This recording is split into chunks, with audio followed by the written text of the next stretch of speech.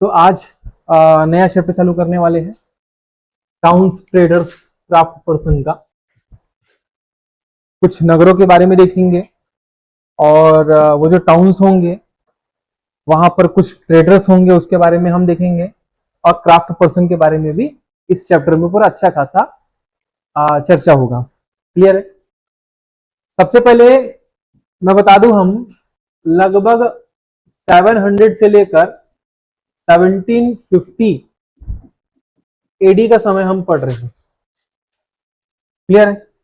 यानी कि लगभग ये 1000 ईयर की बातें हैं और इसी को ही हम मेडिवल हिस्ट्री के नाम से अपन जानते हैं, मध्यकालीन इतिहास के नाम से अपन इस चीज को जानते हैं। हम जो भी बातचीत करेंगे ये लगभग इन 1000 सालों के बीच का रहेगा। ये पूरा क्लास 7 जो है वो ऐसे ही रहेगा। लगभग 1000 सालों की जो कहानी है, क्या क्या चेंजेस आया, क्या क्या नया चीज आया, वो लगभग पूरा ऐसे ही रहेगा। इन दिनों में, इन 1000 सालों में बहुत सारे नए नए शहर बने, बहुत सारे ऐसे शहर बने जिनका डेवलपमेंट जो है राजनीति के रूप में हुआ है, एडमिनिस्ट्रेटिव पर्पज से हुआ है। बहुत सारे शहर ऐसे बने हैं या जो फेमस रहे हैं जो धार्मिक जगह हो, मंदिर के लिए बहुत फेमस हो। बहुत सारे ऐसे जगह बने हैं जो कॉमर्शियल हब के रूप में बहुत फेमस हुए थे, यानी कि व्यापार के लिए वाणिज्यिक शहर के रूप में वो डेवलप हुए हैं।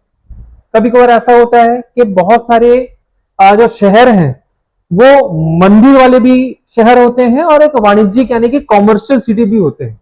एक से अधिक चीजें भी होती हैं। जैसे यहां पर आप ध्यान से देखोगे बहुत सारे जगहों के नाम दिए हुए हैं जो कि इन 1000 सालों में बहुत फेमस थे। वृंदावन जानते हो? काबुल, वृंदावन, पुष्कर, अजमेर, ओके, अहमदाबाद, सोमनाथ, सूरत, बॉम्बे, बरार, बिदर, बीजापुर, गोलकुंडा, मुर्शिदाबाद। मुर्शिदाबाद कहां है? वेस्ट बंगाल में है। कलकत्ता, हम्पी, कमलापुरम, स्वामीमलाई, तिरुपति, मद्रास, महाबलीपुरम, कांचीपुरम और तिरुवन्नामलाई, उरयूर, तंजावुर, मदुरई। ये कुछ ऐसे जगह है, फेमस फेमस जगह है जो मेडावल इंडिया के हिसाब से बहुत ही ज्यादा फेमस थे। कुछ ऐसे शहर आपको इसमें दिख रहे हैं जो धार्मिक रिलीजियस प्लेस है, कुछ ऐसे शहर यहां पर दिखेंगे जो कॉमर्शियल प्लेस है, यानी कि वाणिज्यिक शहर है वो। ओके, मुझे आप बता सकते हो क्या कि इनमें से कौन सा शहर जो धार्मिक दृष्टि से फेमस रहा होगा? वृंदावन, ठीक है, वृंदावन एक रिलीजियस सेंटर रहा होगा। और सोमनाथ, ये भी रिलीजियस सेंटर है। और मदुरई है और तिरुपति है और रिलीजियस सेंटर। और कांचीपुरम रिलीजियस, ठीक है, हम्पी भी ठीक है, रिलीजियस सेंटर है। और पुष्कर, सुनिए, पुष्कर रिलीजियस सेंटर है। अजमेर, अजमेर शरीफ की दरगाह है ना, रिलीजियस सेंटर है। इतने सारे रिलीजियस सेंटर रहे हैं। अब मुझे इसमें से देख के बताओ कौन कौन से ऐसे सेंटर हैं जो कॉमर्स की दृष्टि से, वाणिज्यिक की दृष्टि से फेमस रहे होंगे। ठीक है, सूरत,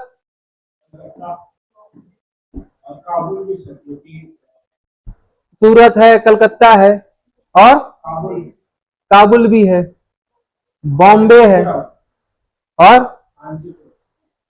कांचीपुरम भी। यहां पर कांचीपुरम जो है, साड़ी बहुत फेमस है कांचीपुरम का, ठीक है, लड़कियों को ज्यादा पता होगा।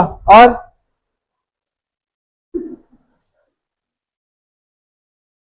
ट्रेडिंग सेंटर, ट्रेडिंग सेंटर कौन कौन सा है यहां पर? वाणिज्यिक शहर, वाणिज्यिक शहर में आपका मुर्शिदाबाद भी आएगा, अहमदाबाद भी आएगा, सब ट्रेडिंग सेंटर है। कहीं ना कहीं से इन सारी जगहों से व्यापार होता था, ठीक है।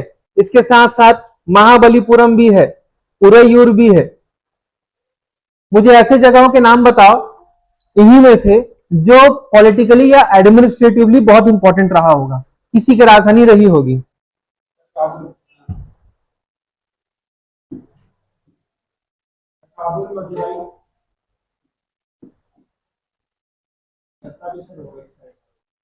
जैसे बरार पॉलिटिकली इंपॉर्टेंट था, बीजापुर, बीदर, गोलकुंडा, नाम सुने हो? ठीक है, इसके साथ साथ कलकत्ता, कलकत्ता भी बहुत इंपॉर्टेंट है, बॉम्बे, मद्रास,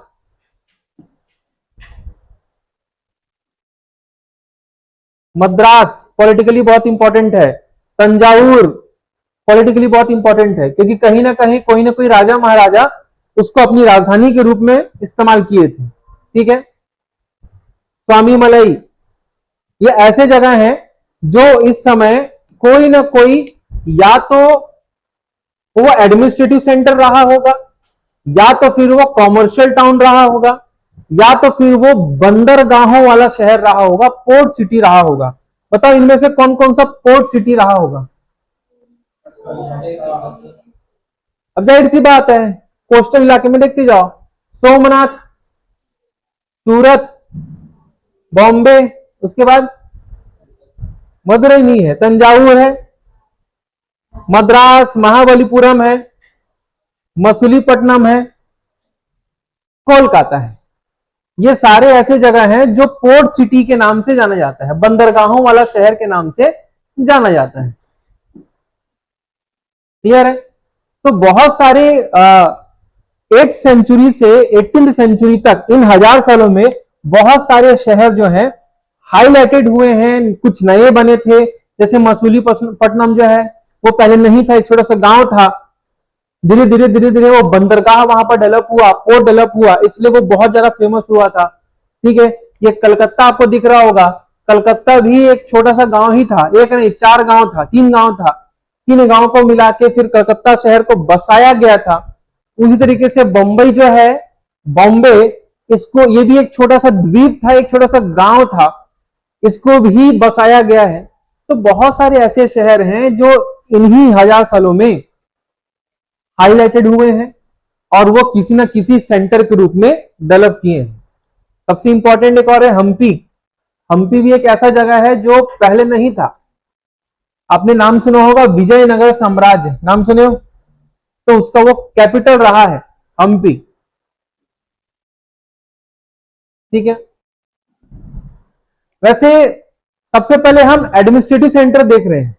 एडमिनिस्ट्रेटिव सेंटर में हमने बहुत जगहों में, बहुत सारी जगहों के नाम देखे हैं, उनमें से एक जगह है तंजावुर। तंजावुर कहां है? तंजावुर जो है वो तमिलनाडु में। चेर, चोल, पांड्य, ये सब डायनेस्टी आप जानते होंगे। तो उस समय जो चोल डायनेस्टी है, चोल डायनेस्टी का सबसे फेमस जगह हुआ करता था तंजावुर। ये पूरा एडमिनिस्ट्रेटिव पूरा सेंटर पॉइंट है, उसका तो हेडक्वार्टर ही था। ठीक है, तंजावुर आज भी बहुत फेमस है। ये जो तंजावुर जो शहर है वो कावेरी नदी के बगल में है, कावेरी रिवर के बगल में है। और कावेरी रिवर जो है साउथ इंडिया का पेरेनियल रिवर है, यानी कि 12मासी नदी है। किसे कहते हैं पेरेनियल रिवर या 12मासी नदी?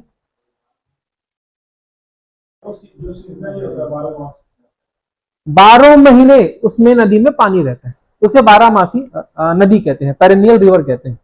बहुत सारे ऐसे नदियां हैं जो सीजनल होते हैं, मौसम आधारित होते हैं। बारिश का मौसम है तो बारिश के पानी से नदी लबालब अच्छा खासा पानी रहेगा। गर्मी के मौसम में या किसी और सीजन में उस नदी में पानी बिल्कुल भी नहीं रहता, सूख जाता है नदियां। ठीक है, जैसे रायपुर किस नदी के तट पे है? खारून। खारून को देखो जाके, कभी कभी सूख जाता है।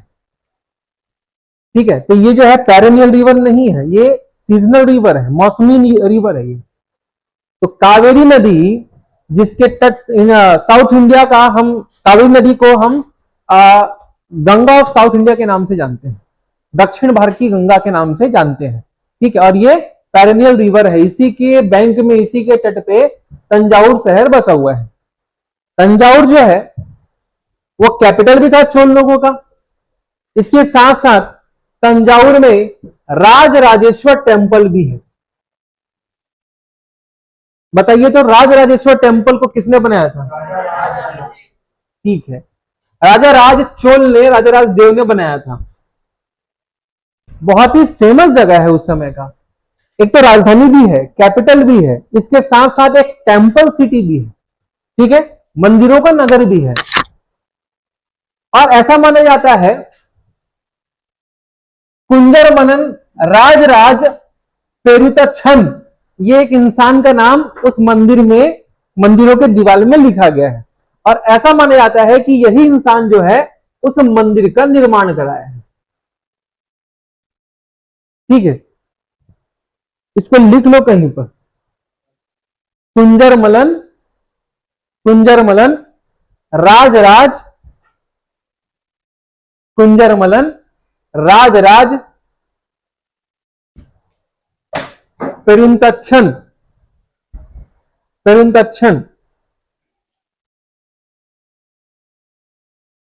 ये लिखा हुआ है यहां पर, पेरुंतच्छन।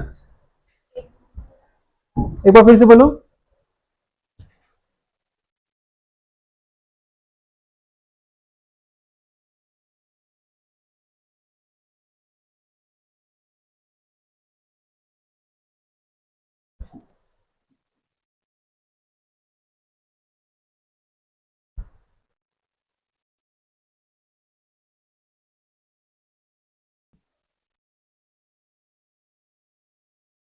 हमने तब ये देखा, इसके पहले हमने पढ़ा था कि राजराजेश्वर मंदिर का निर्माण किसने कराया?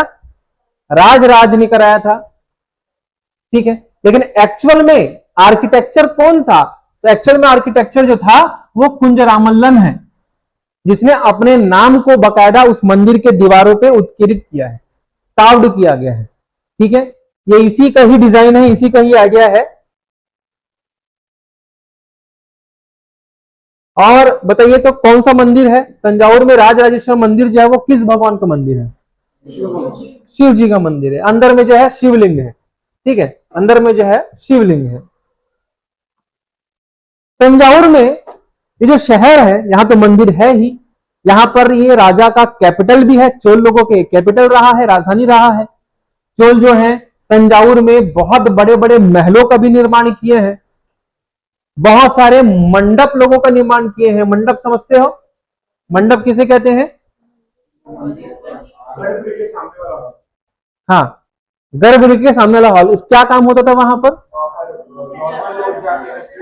असेंबली होती थी, लोग वहां पर आके इकट्ठा होते थे। अब रीजन अलग अलग हो सकता है, मंदिरों में आरती चल रहा हो, या राजा जो है मंदिर में नाच गाना भी करवा रहा हो, कुछ भी हो सकता है। लेकिन मंडप उसे कहते हैं जहां पर एक जगह इकट्ठा होने वाला जो हॉल है, जगह है, उसे हम मंडप कहते हैं। ठीक है, इसी को इंग्लिश में पवेलियन भी कहते हैं।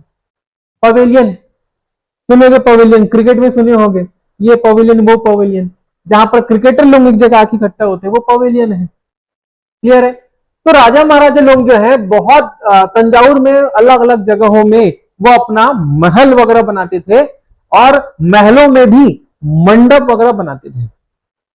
क्योंकि राजा है, राजा को भी जनता से मिलना होता था। अब जो जनता है, आम लोग हैं, अगर वो इच्छा जाहिर करते कि हमें राजा से मिलना है, तो कोई एक जगह होना चाहिए ना मिलने के लिए।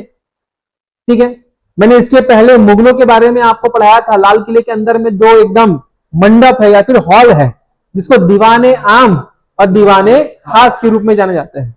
दीवाने आम किस लिए है?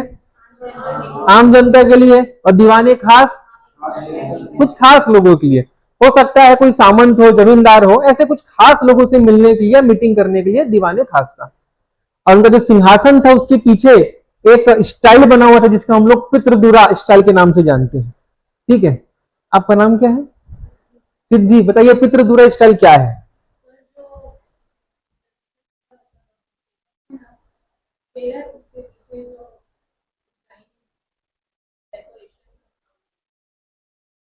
तो क्या है ये?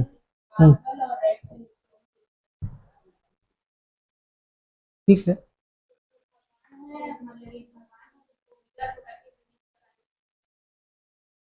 पितृदुरा जो शैली है, स्टाइल है, इसमें होता यह है कि हमारे पास एक मार्बल रहेगा या फिर कोई सैंडस्टोन रहेगा, उस पे हम रंग बिरंगे जो स्टोन्स है उसको अपन ठोकते थे उसमें, और कुछ डिजाइन बनाते थे। तो इस स्टाइल को अपन क्या कहते हैं, पितृदूरा स्टाइल कहते हैं।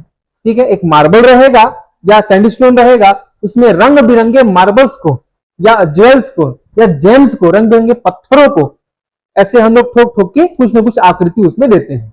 तो दीवाने आम दीवाने खास में ऑफियस नाम का जो ग्रीक का जो देवता है, उसका वो बीना बजाते हुए उसका वो तस्वीर रखा गया है। क्लियर है? ये दीवाने आम दीवाने खास। उसी तरीके से तंजाउर में भी जो राजा महाराजा है वो महल बनाते थे, मंदिर के जस्ट आसपास ही महल बनाते थे और उस महल में मंडप या फिर पवेलियन भी रखते थे। ठीक है, उस मंडप या पवेलियन में राजा आम जनता से मिलने का काम करता था। राजा जो है हो सकता है उस मंडप पे बहुत सारे उसके सबऑर्डिनेट्स वगैरह भी वहां पर मिलते होंगे। राजा जो है मंत्रियों से या सामंतों से, जमींदारों से उस मंडप में ही चर्चा डिस्कशन वगैरह वहां पर करने की कोशिश करते थे। ठीक है, तो ये सारी चीजें जो है तंजाउर में हमें देखने को मिलता है। तंजाउर जो है एक कॉमर्शियल सिटी भी है। ठीक है, वाणिज्यिक शहर भी है। मैंने क्या क्या बताया, एक प्रकार का ये एडमिनिस्ट्रेटिव सेंटर भी है, एक प्रकार का ये मंदिर है, तो यहां पर रिलीजियस सेंटर भी है। ओके, और सबसे इंपॉर्टेंट ये है कि तंजाउर जो है वो कॉमर्शियल वाणिज्यिक शहर भी है, क्योंकि तंजाउर कहां है, साउथ इंडिया में है। और साउथ इंडिया जो है वो मसालों के लिए फेमस है। किसके लिए फेमस है? मसालों के लिए फेमस है। वहां पर बहुत सारे व्यापारी बाहर से, विदेशों से लोग आते थे, मसाला यहां से खरीदते थे और चले जाते थे। साउथ इंडिया बहुत फेमस है। तंजाउर जो है यहाँ का मार्केट भी बहुत फेमस है। यहाँ के मार्केट से बहुत सारे ग्रेन्स, स्पाइसेस, क्लॉथ और ज्वेलरीज वगैरह जो है यहाँ सप्लाई किया जाता था। ठीक है, इसको क्या पढ़ते हैं जी?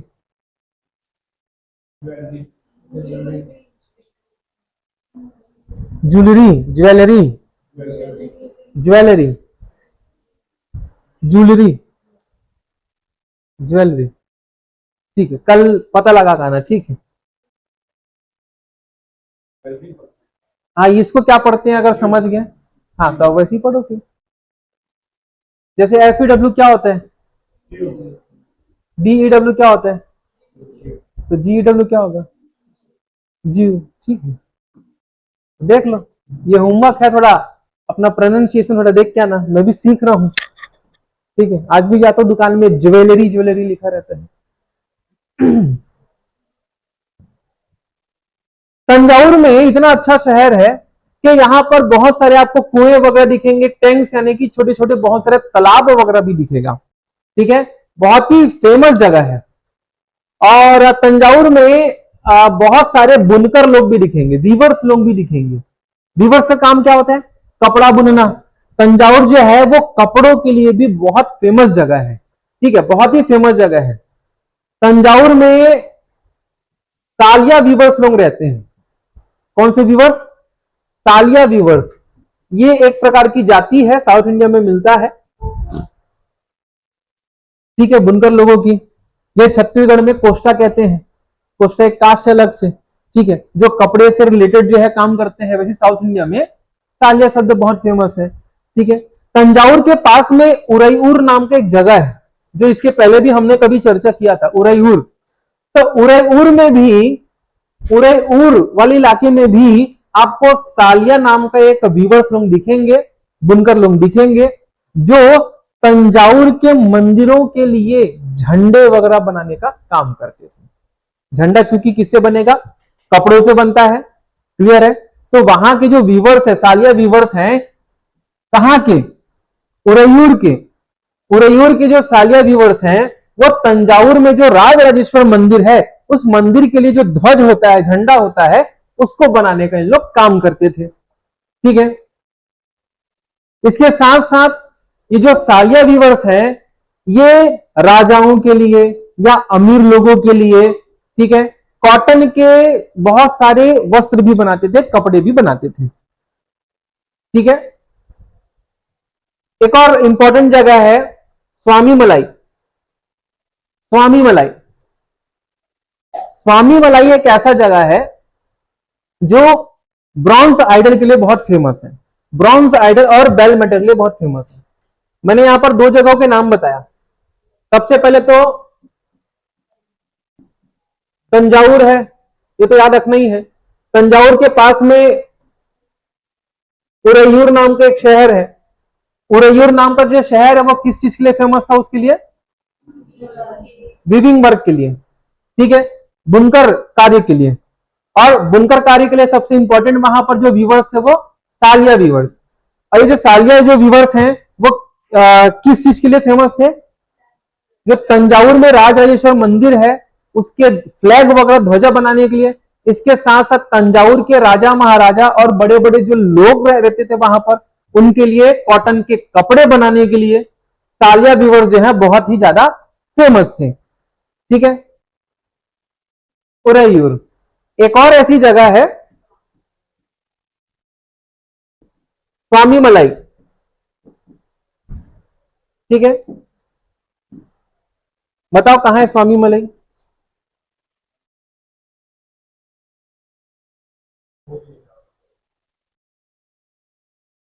ये नीचे तंजावुर दिख रहा है, ठीक है। जस्ट उसके पड़ोस में क्या है? उरैयूर वाला जगह है, ओके। और थोड़ा और ऊपर जाएगा तो ये आपको मिलेगा स्वामी मलाई, ठीक है, स्वामी मलाई। तो स्वामी मलाई जो जगह है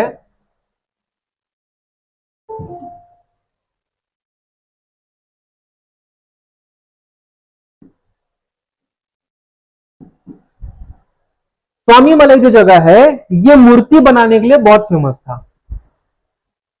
ठीक है। और कौन सी मूर्ति? ब्रॉन्ज की,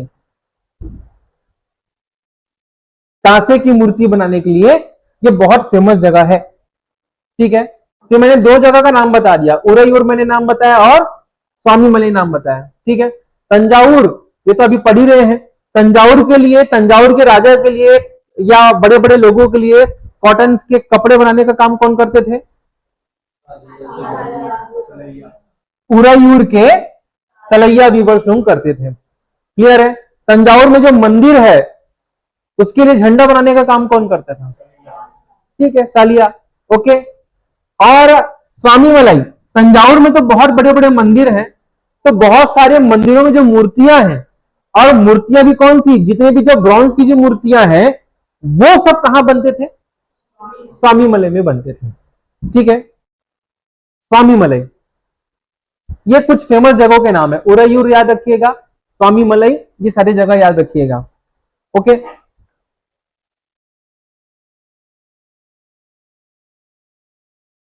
ब्रॉन्ज मेटल, ब्रॉन्ज किसे कहते हैं?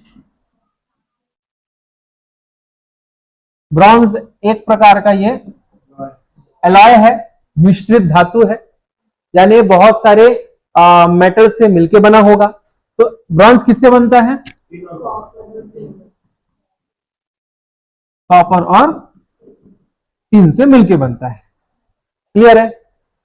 इनका अगर परसेंटेज अगर आप देखोगे, लगभग लगभग 88% जो है कॉपर होता है और बचा हुआ जो परसेंट है वो टिन होता है। तो 88% कॉपर, उसके बाद 12% टिन, तब जाके क्या बनता है? ब्रॉन्ज। ये लगभग है, लेकिन अगर इसके कॉम्पोजिशन को थोड़ा चेंज कर दिया जाए, इसको अगर मैं 78% के आसपास ला दूं और ये 12% से इसको मैं 22% के आसपास ला दूं, किसको? कॉपर को। कॉपर का परसेंटेज 78 और टिन का परसेंटेज कितना? 22%। तो अब जो ब्रॉन्ज है उसका नया नाम क्या हो जाएगा? Bell metal.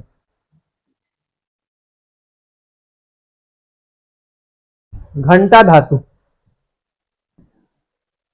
ठीक है, बेल मेटल।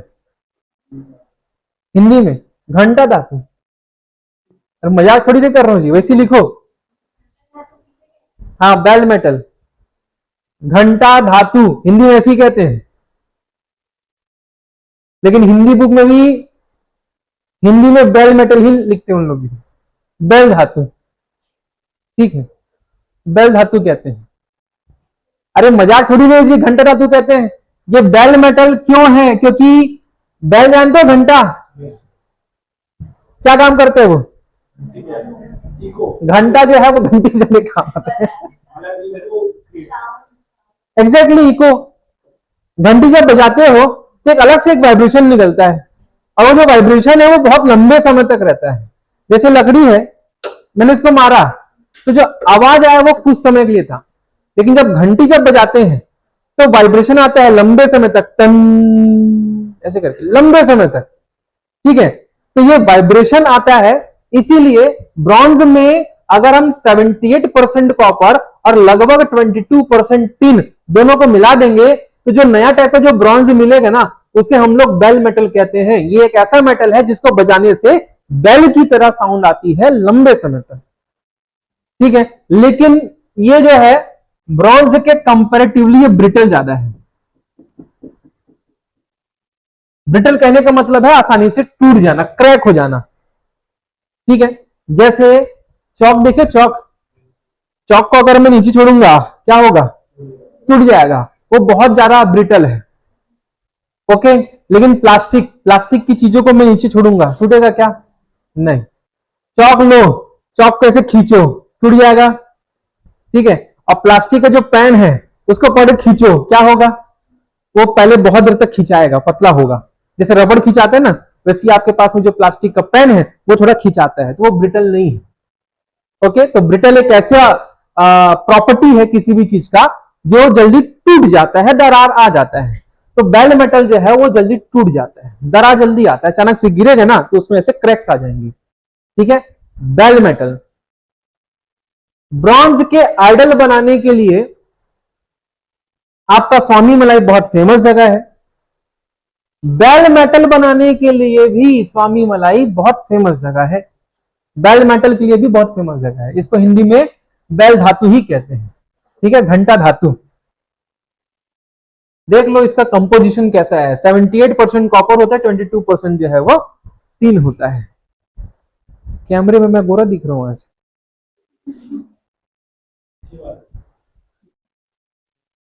अब 2 सेकंड में देखना, फिर काला हो जाऊंगा।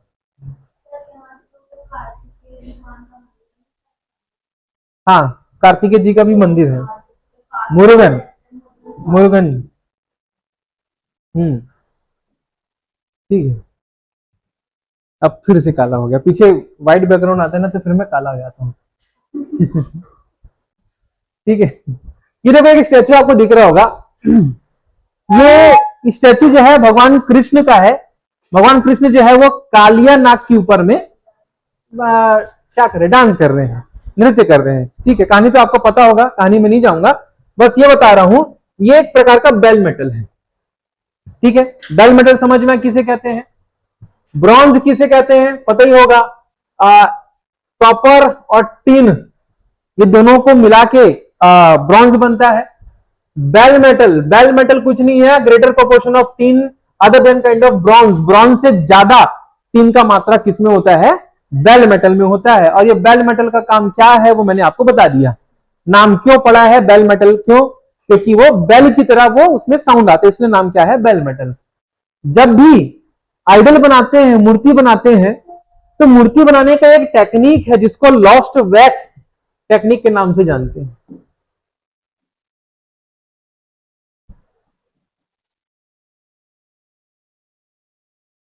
लुप्त मोम, लुप्त मोम टेक्निक, लॉस्ट वैक्स टेक्निक है जिससे हम मूर्ति बनाने का काम करते हैं, आइडल वगैरह बनाते हैं। ठीक है, ये क्या टेक्निक है समझिएगा। मोम जानते हो? मोम वैक्स क्या होता है? मोम मोम होता है। देखे हो मोम? अरे मोमबत्ती देखे हो जी? हाँ, मोमबत्ती जो है वो मोम, वही वाला मोम। हम एक काम, हम क्या करते क्या इस टेक्निक में? हम मोम लिए, मोमबत्ती वाला मोम लिए, उसको पहले हमको मूर्ति में हमने कन्वर्ट किया। मतलब जो हमें चाहिए, जिस प्रकार का मूर्ति चाहिए उस प्रकार की मूर्ति में पहले हमने मोम को बनाया।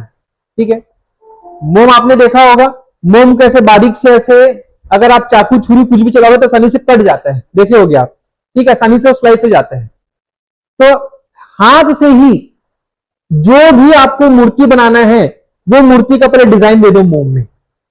ठीक है, पेन पेंसिल या चाकू छुरी जो भी चाहिए, मोम को एकदम हल्के से बारीक से, जो भी आपको डिजाइन चाहिए, जिस भी प्रकार का मूर्ति चाहिए, वो पूरा मूर्ति क्या कर दो, बना दो। जैसे अपन सपोज करते हैं मुझे इस प्रकार का मूर्ति चाहिए,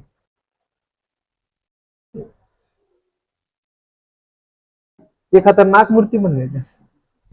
बोलोगे जादू टोना वाला कुछ बना रहे हैं।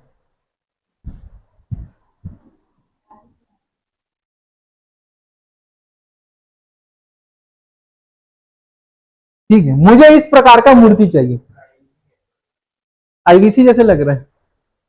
तो मैंने क्या किया, मैं वैक्स लिया, मोम लिया, और मोम को ऐसे में काटते हुए, अब जिससे भी काटू मैं उसको, ये वाला जो जो भी मुझे मूर्ति बनाना है उसका मैंने शेप दे दिया।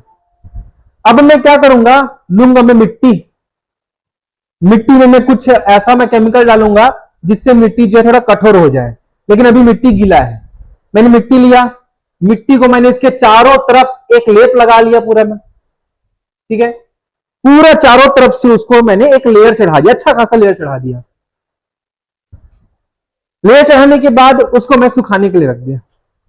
अब मिट्टी सूखने के बाद क्या हो जाएगा, हार्ड हो जाएगा, बहुत कठोर हो जाएगा। फिर मैं क्या करूंगा, यहां से एक मैं होल कर दूंगा, क्या करूंगा, होल, ऊपर से भी एक होल कर दूंगा, ऊपर और नीचे में क्या कर दिया, होल कर दिया। अब उसके बाद मैं क्या कर रहा हूं, इसमें मैं आग लगा दिया। तो आग लगाने से क्या हुआ, अंदर में जितना भी जो मोम था वो इस होल से पूरा बाहर निकल गया, तो खोखला हो गया, हॉलो हो गया। ठीक है, हॉलो तो हो गया, लेकिन ये मिट्टी जो है वो तो अभी भी स्ट्रांग है, तो अंदर जो हॉलो वाला शेप है वो उसी जैसा हमको आइडल चाहिए वैसा शेप बना हुआ है। अब क्या करेंगे, बेल मेटल लिए, बेल मेटल को पिघला दिए, पिघलाने के बाद इसको बंद करना है ना, पिघला लिए, पिघलाने के बाद अपन यहां से डाल दिए, पोर कर दिए। डालने के बाद पूरा अंदर में बेल मेटल जो है चला गया। ठीक है, अब पूरा यहां पर चला गया। अब बेल मेटल गर्म था, गर्म होने के बाद जब इसको ठंडा किए, ठंडा होने के बाद ये जो बाहर का जो मिट्टी है उसको अपन अलग तरीके से अलग कर लिए। अब हल्का फुल्का ठोकना भी पड़े या पानी में डुबो दिए, भिगो दिए, तो अपन बाहर में जो लेयर चढ़ा है मिट्टी का उसको निकाल दिए। और निकालने के बाद ये जो आपका मेटल का जो आइडल है वो लगभग क्या हो गया, रेडी हो गया। ठीक है, लगभग रेडी हो गया। अब करना कुछ नहीं है, इसको बस पॉलिशिंग बस करना है, फिनिशिंग वगैरह देना है। ठीक है, अब फिनिशिंग देने के बाद हमारा आइडल जो है वो रेडी हो गया। तो इस टेक्निक को अपन लॉस्ट वैक्स टेक्निक के नाम से जानते हैं। अब ये लॉस्ट शब्द क्यों आया है, अब समझ में आया होगा। वहां वैक्स रखे थे, उसको फिर गर्म करके निकाल दिए, उसके बाद जिस भी मेटल का हमें वो आइडल चाहिए वो मेटल को मेल्ट करके अपन डाल दिए।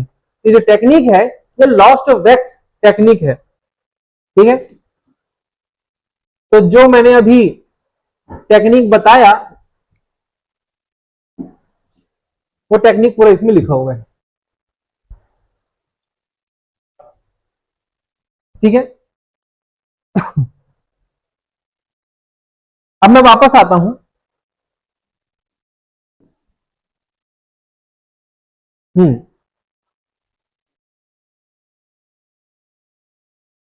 मंदिर जो होते हैं, राजा महाराजा या तंजावुर की ही मैं बात करूं तो तंजावुर में राज राजेश्वर मंदिर है। राज राजेश्वर मंदिर जो है किसी इंसान ने उसका कंस्ट्रक्शन किया था, लेकिन राजा के अंडर में किया था, राजा ने अच्छा खासा पैसा लगाया था, राज राजदेव जो है। ठीक है, लेकिन जब भी मंदिर वगैरह निर्माण करते हैं तो मंदिर को बनाने के लिए या उसके पीछे बहुत सारे एम्स होते हैं, ऑब्जेक्टिव होते हैं राजा का। और इसके पहले क्लास में हमने देखा था, एक ऑब्जेक्टिव क्या होता है, राजा जब मंदिर बनाता है तो वो पावर दिखाने के लिए बनाता है। दूसरा इंपॉर्टेंट चीज क्या है, वेल्थ दिखाने के लिए। और तीसरा सबसे इंपॉर्टेंट चीज एक अपने आप को धार्मिक व्यक्ति दिखाने के लिए। अब मंदिर जो है बना दिया गया, लेकिन मंदिर बनाने के बाद भी तो बहुत सारा उसमें पैसा खर्च करने की जरूरत होती है, मेंटेन करना है, मेंटेनेंस देना है मंदिरों को, मंदिर में जो पुजारी है उनके लिए भी खर्चा उठाना है, मंदिर में प्रसाद चढ़ेगा, मंदिर में आए दिन कोई ना कोई फेस्टिवल, उसके संबंधित रिचुअल्स वगैरह होंगे, समझ में आ रहा है? तो उन सारी चीजों के लिए पैसा कहां से आएगा फिर? तो केवल मंदिर बनाकर छोड़ना नहीं होता, राजा महाराजा जो है मंदिर को फिर जमीन जो है वो दान में दे देता है। मंदिर को बहुत सारे मंदिर जो प्रशासन है, वहां पर एडमिनिस्ट्रेशन है, जो मंदिर का रखरखाव करते हैं, ऐसे लोगों को मंदिर के लिए बहुत सारी जो भूमि है, जमीन है, वो दान में दे देते हैं। ऐसी भूमि को क्या कहते हैं? अपन पढ़े क्लास में, देवभूमि। ठीक है, शालादान अलग है, देवदान या देवभूमि या फिर देवदान। ठीक है, तो अब मंदिर है, मंदिर को चलाने के लिए बहुत सारा हमको पैसा चाहिए। तो जो मंदिर के जो एडमिनिस्ट्रेशन की जो लोग होते हैं, प्रशासन जो होते हैं, उनको बहुत सारी भूमि दान में दे दी जाती है। अब वो मंदिर जो है उस भूमि से जो उनको जमीन मिला है वहां से वो टैक्स कलेक्ट करें, और वहां से टैक्स कलेक्ट करने के बाद जो पैसा मिला उस पैसे के मंदिर के रखरखाव में फिर लगा देना है। ओके, मंदिर कभी भी बनता है तो मंदिर में किस किस चीजों की जरूरत होती है बताओ? पुजारी की जरूरत होती है, ठीक है,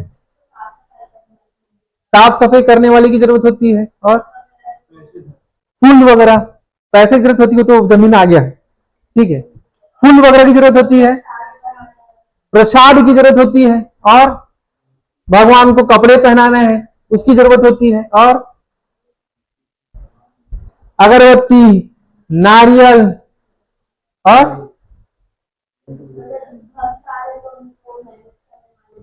भक्त आ रहे हैं तो उसको मैनेज करने वाले कुछ लोगों की भी जरूरत पड़ेगी, और उनके लिए कुछ खाने पीने का बाहर होटल वगैरह व्यवस्था भी करना पड़ेगा, उनके रुकने की व्यवस्था भी करनी पड़ेगी। ठीक है, और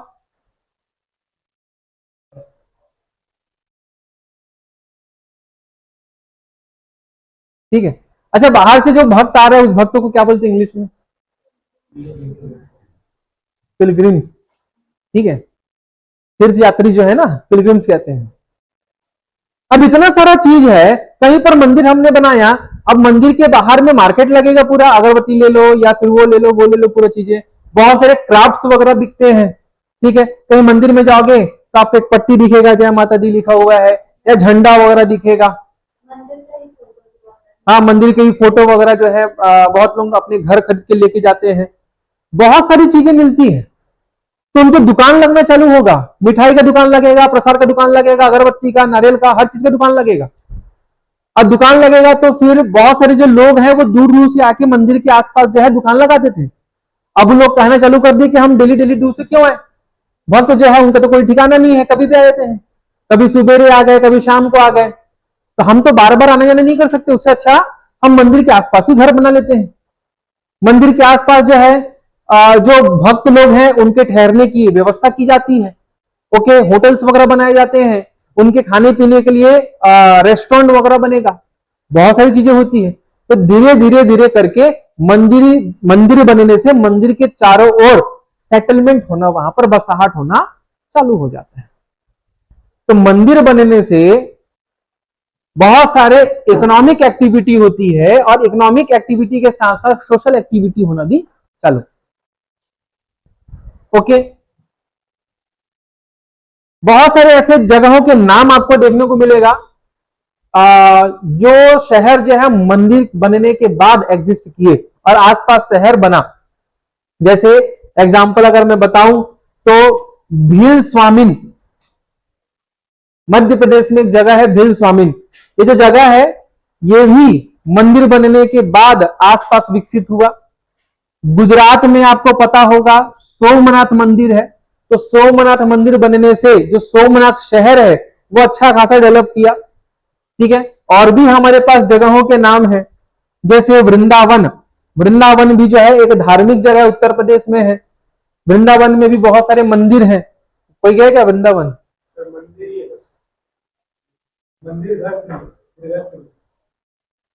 जाके देखना, वापस आने का मन नहीं लगेगा।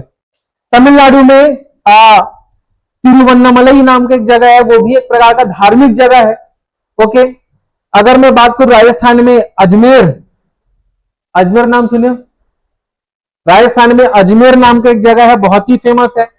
चौहान वंशियों ने चौहान वंशियों की वहां पर राजधानी हुआ करती थी अजमेर। चौहान को और क्या बोलते थे? चाहमनाज, ठीक है, चाहमंस कहते थे उसे, ठीक है। चौहान, चौहान में एक फेमस राजा का नाम पृथ्वीराज चौहान। वो कौन से नंबर का पृथ्वीराज है? उसका किसके साथ युद्ध हुआ था? कितने बार? 1191 और कौन सा बैटल के नाम से जानते हैं? वनडी वॉश, तराइन, पक्का, ठीक है। चौहान वंश, चौहान जो है उन लोगों का कैपिटल हुआ करता है अजमेर, ठीक है। चौहान लोगों के बाद वो मुगलों के अंडर में आ गया था। मुगलों का फिर वो सूबा बना दिया गया था उसको, ठीक है। अजमेर जो इलाका है उसको सूबा बना दिया गया था। सूबा क्या होता है? आपका नाम क्या है? सोनिया, सूबा क्या होता है?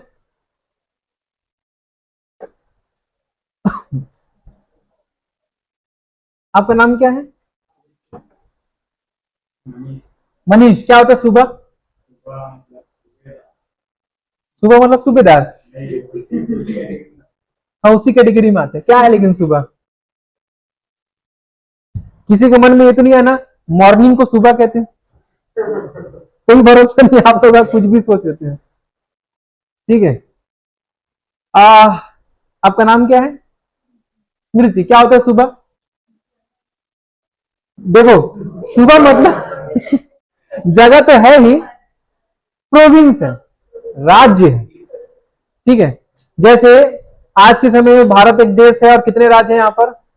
28 राज्य हैं। प्रोविंस है, स्टेट जिसको कहते हैं, प्रोविंस जिसको कहते हैं।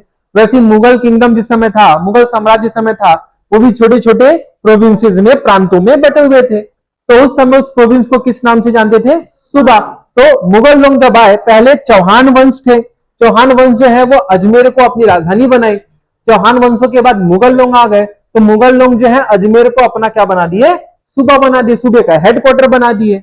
ओके, अजमेर, चौहान डायनेस्टी जब थी तो उस समय अजमेर में बहुत सारे मंदिर मस्जिद बने, मंदिर बने खासकर, ठीक है। और जिस समय मुगल लोग आए उस समय मस्जिदें ज्यादा बनी। इसका मतलब अजमेर एक ऐसा जगह है जो हिंदू रिलीजियस के टेंपल के लिए भी फेमस है और बहुत सारे दरगाहों के लिए भी फेमस है। तो हम कह सकते हैं कि अजमेर जो है बहुत ही अच्छा एग्जांपल है रिलीजियस कोएग्जिस्टेंस का, यानी जो धार्मिक जो सह अस्तित्व कहते हैं, एक साथ विराजमान होना, वो अजमेर जो है बहुत फेमस है। ख्वाजा मोइनुद्दीन चिश्ती, ख्वाजा मोइनुद्दीन चिश्ती जो है वो लगभग 12वीं शताब्दी के आसपास, 12वीं शताब्दी के आसपास वहीं पर रहना चालू कर दिया अजमेर में। तो अजमेर में रहना चालू कर दिए ख्वाजा मोइनुद्दीन चिश्ती।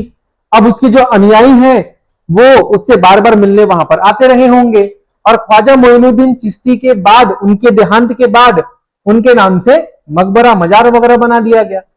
यानी कि अजमेर जो है वो हिंदू रिलीजियस के साथ साथ इस्लामिक रिलीजियस का भी अच्छा खासा सेंटर पॉइंट है। क्लियर है? तो ये रिलीजियस कोएग्जिस्टेंस का बहुत अच्छा खासा एग्जांपल हम देखने को मिलते हैं। अजमेर के पास में पुष्कर एक जगह है।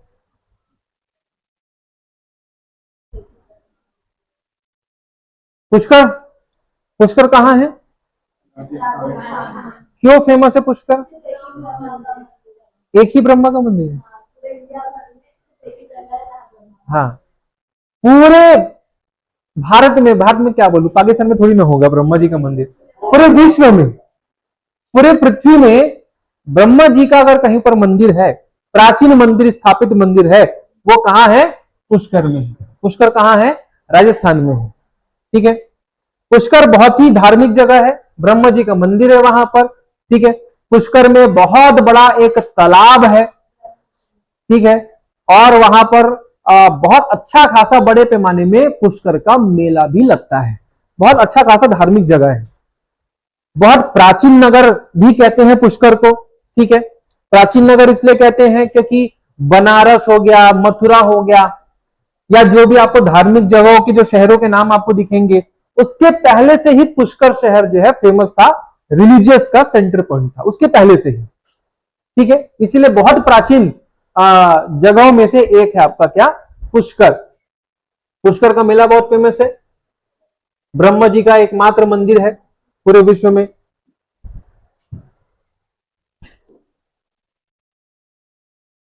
तो ये तो बड़े बड़े शहर हो गए। जरूरी नहीं कि पूरे इंडिया में बड़े बड़े शहर होंगे, कुछ ऐसे छोटे छोटे शहर भी हैं जो 8वीं शताब्दी से 18वीं शताब्दी तक, यानी 700 एडी से लेकर 1750 तक छोटे छोटे शहर हैं, वो भी अच्छे खासे डेवलप हुए थे। बहुत सारे शहरों के नाम भी आपको दिखेंगे, लेकिन मैं बस उनका ओवरव्यू में बताना चाहूंगा। बहुत सारे शहर जो हैं वो डेवलप होते होते मार्केट के रूप में डेवलप हुए। कुछ शहर जो है वो केवल फेमस ही हुए किसके लिए, मार्केट के लिए। ठीक है, उस समय मार्केट को हट कहते थे। क्या कहते थे, हट कहते थे, जिसको आज के समय में हम क्या कहते हैं, हाट बाजार। सुने हाट बाजार, तो हाट कहते हैं आज के समय में। तो उस समय उस स्थान को, मार्केट को हट के नाम से अपन पहले जानते थे। तो कुछ ऐसे जगह हैं जो फेमस हुए हैं अपना मंडपिका के लिए। कुछ ऐसे छोटे छोटे शहर हैं जो बहुत फेमस हुए थे मंडपिका के लिए। किसके लिए, मंडपिका के लिए, जिसको आज हम लोग कहते हैं मंडी। मंडी जानते हो क्या होता है मंडी?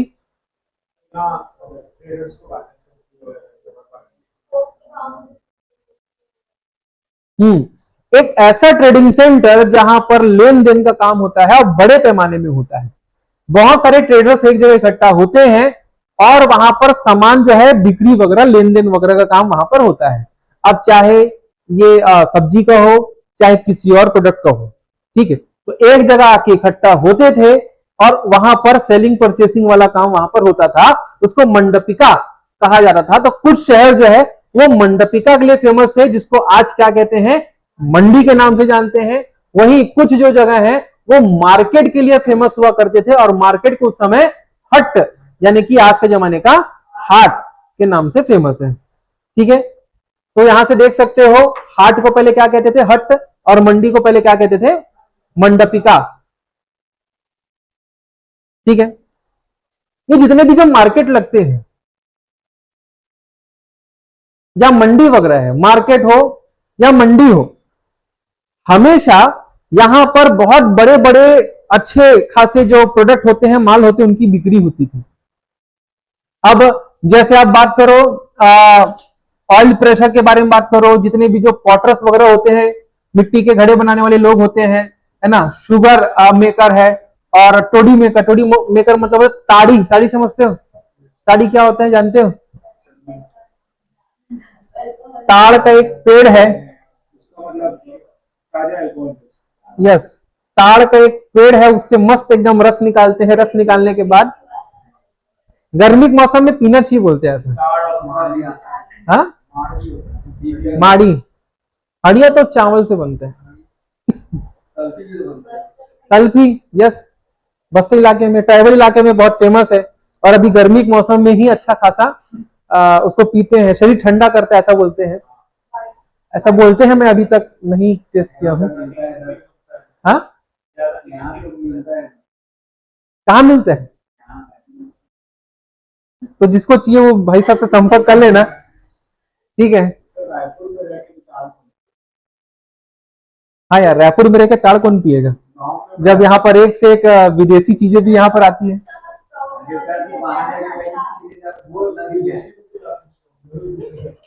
ठीक है, ठीक है, ठीक है,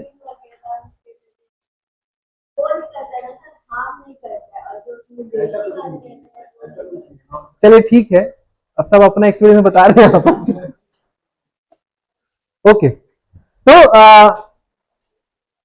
टोडी मेकर यानी कि आप जानते होंगे, एक बार देख लेना ताड़ कैसे होता है, क्या निकलता है, सब देख लेना। महुआ वगैरह भी जानते होंगे, ठीक है, उससे भी सब बहुत सारी चीजें बनाते हैं।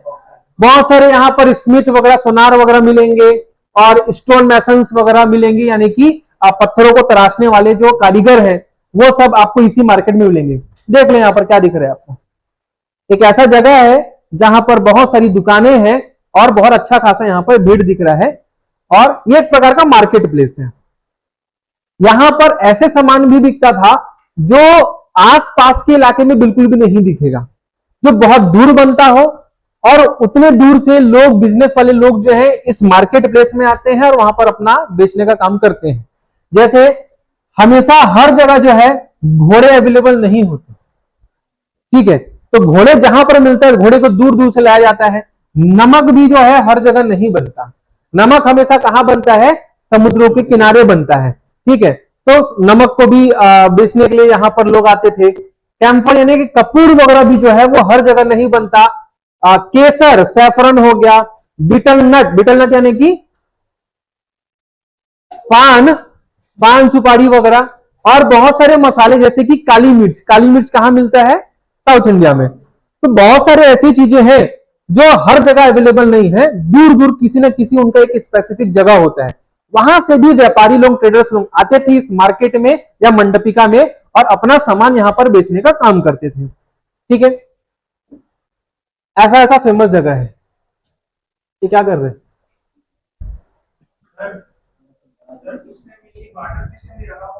नहीं, ये अभी ना मेडावल इंडिया चल रहा है, इसमें बार्टर सिस्टम था लेकिन उतना नहीं था, यहां पर भी कैश, नगदी से काम होता था, ठीक है। तो ये इलाका है, ओके। तो क्या कर रही है, बड़ा करूं, दिख नहीं रहा है।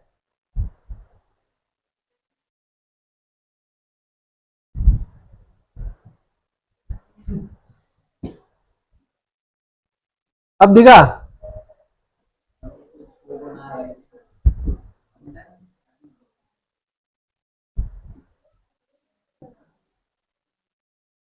कुछ नकाशी कर रहा है। हाँ ठीक है ना, वो मिटा दिया, हाँ लिखा हुआ था, नहीं देखे सब क्या आंख है, सब देखोगे। तो ये भाई साहब कुछ छीनी हथौड़ी लेके कुछ बना रहे हैं, ठीक है, और एक्चुअल में ये क्या कर रहे हैं, वुड कार्वर, यानी कि लकड़ी में कुछ नक्काशी करने का काम कर रहे हैं, ठीक है। अब मेरे को छोटा करना पड़ेगा इसको बार बार।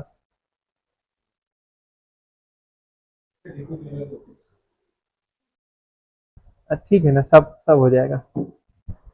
जो मंडपिका है, मार्केट वगैरह है, कभी कभार जो बड़े बड़े सामंत या जमींदार लोग होते थे ना, उनको अगर पता चल जाए कि हाँ ये इलाके, ये ऐसा इलाका है यहाँ पर मार्केट लगता है, या एक ऐसा इलाका है जहां पर मंडी वगैरह लगता है, तो एक काम करते हैं, अब वो तो मेरे भूमि में मंडी लग रहा है, या मेरे भूमि में, मेरे इलाके में वो बाजार मार्केट वगैरह लग रहा है, तो एक काम करता हूं, ये ऐसा इलाका है जहां पर मार्केट वगैरह लगता है, तो मैं इसको चारों तरफ से मैं घेर देता हूं, किससे, किले से, फोर्ट बना दिया, मैं फोर्टिफाइड कर दिया इस इलाके को, ठीक है।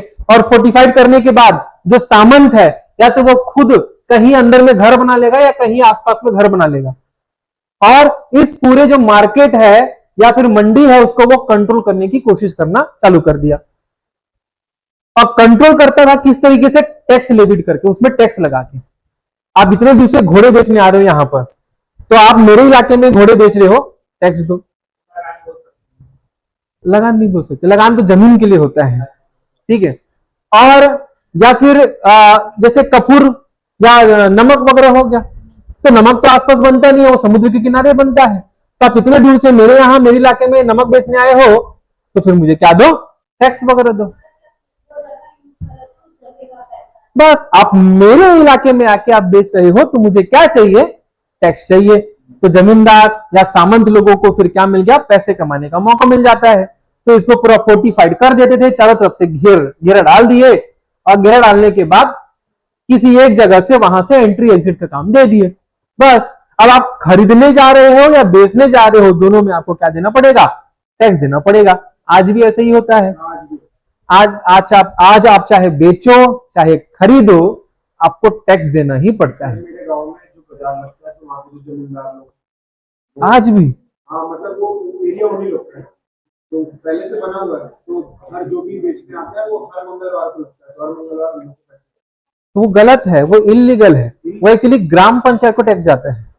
नहीं, वो एरिया एरिया उन्हीं का है और वो उसी एरिया में सालों से होते आ रहा था, उन्हीं के यहाँ तो टैक्स नहीं कलेक्ट कर टैक्स सकता नहीं है। है, मतलब 200 रुपए सबसे लेते हैं जितने लेते हैं। हमारे यहाँ से राजन जो खीरा होता है ना, तो वो एक पब्लिक आदमी का जगह है हमारी तरफ में, तो उसका एरिया में तो जब भी ऐसा खीरा होता है ना, सारे के आसपास वो और जैसे वो मेरा जो, हाँ वैसा कर सकते हैं। वैसे ही है।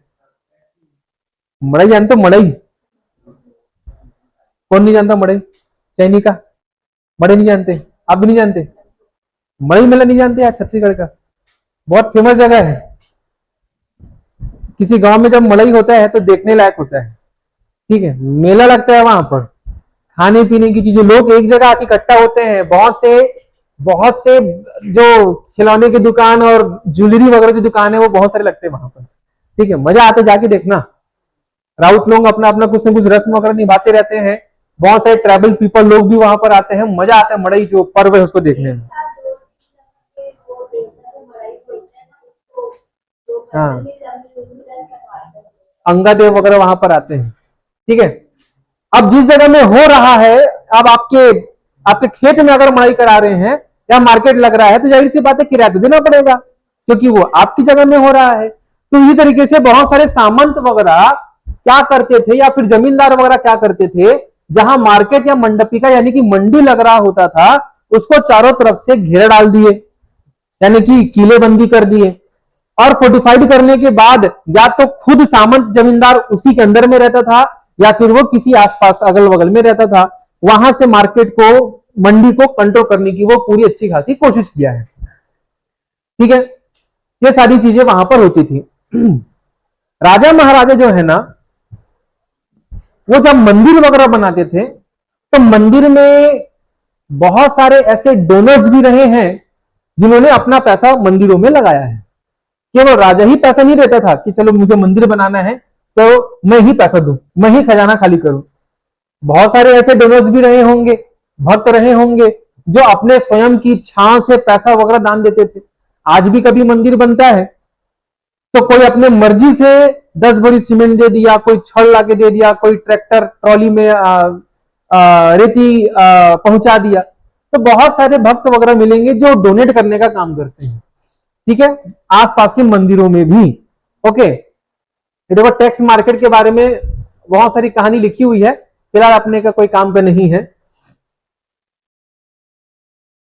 एक यहां पर खास बात यह है कि मान लो कई ऐसे लोग हैं जो घोड़े का व्यापार करने के लिए आते होंगे, हॉर्सेस वगैरह है उसको बेचना है, हर जगह घोड़ा अवेलेबल नहीं है, अलग अलग जगहों से लोग आते थे, घोड़ा बेचने के लिए आते थे, या हो सकता है कुछ और भी चीजें हो जो आसपास ना मिलती हो उसको बेचने के लिए आते थे। लेकिन इन लोग जब भी आते थे तो अपनी एक असेंबली या फिर एसोसिएशन बनाते हुए आते थे। जैसे आपके पास 15-20 घोड़ा है, आप बेचने के लिए आए हो, यही रायपुर में आए हो, तो GYS में घोड़ा बेच रहे हो, ठीक है। आपका नाम क्या था? आप भी 15-20 घोड़ा है, आप भी यहां पर आए हो, आपके पास 2-3 घोड़े बस बचे, उसको बेचने के लिए आए हो, ठीक है। आपका नाम क्या है? त्रिजिता। आपके पास 30-40 घोड़ा है, अभी तक कोई नहीं खरीदा आपसे, आप भी यहां पर बेचने के लिए आए हो, अलग अलग जगहों से आप यहां पर बेचने के लिए आए हो।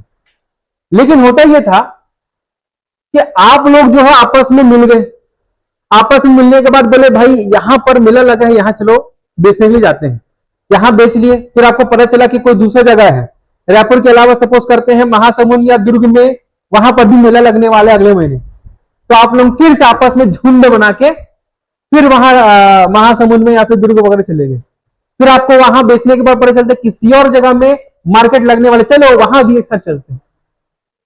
तो अलग अलग जो ट्रेडर व्यापारी लोग थे आपस में एक एसोसिएशन बना लिए, ग्रुप बना लिए, और उन लोग ग्रुप के ग्रुप ही एक जगह से दूसरी जगह, दूसरी जगह से अलग अलग जगह में उन लोग ट्रैवल करने का काम करते थे।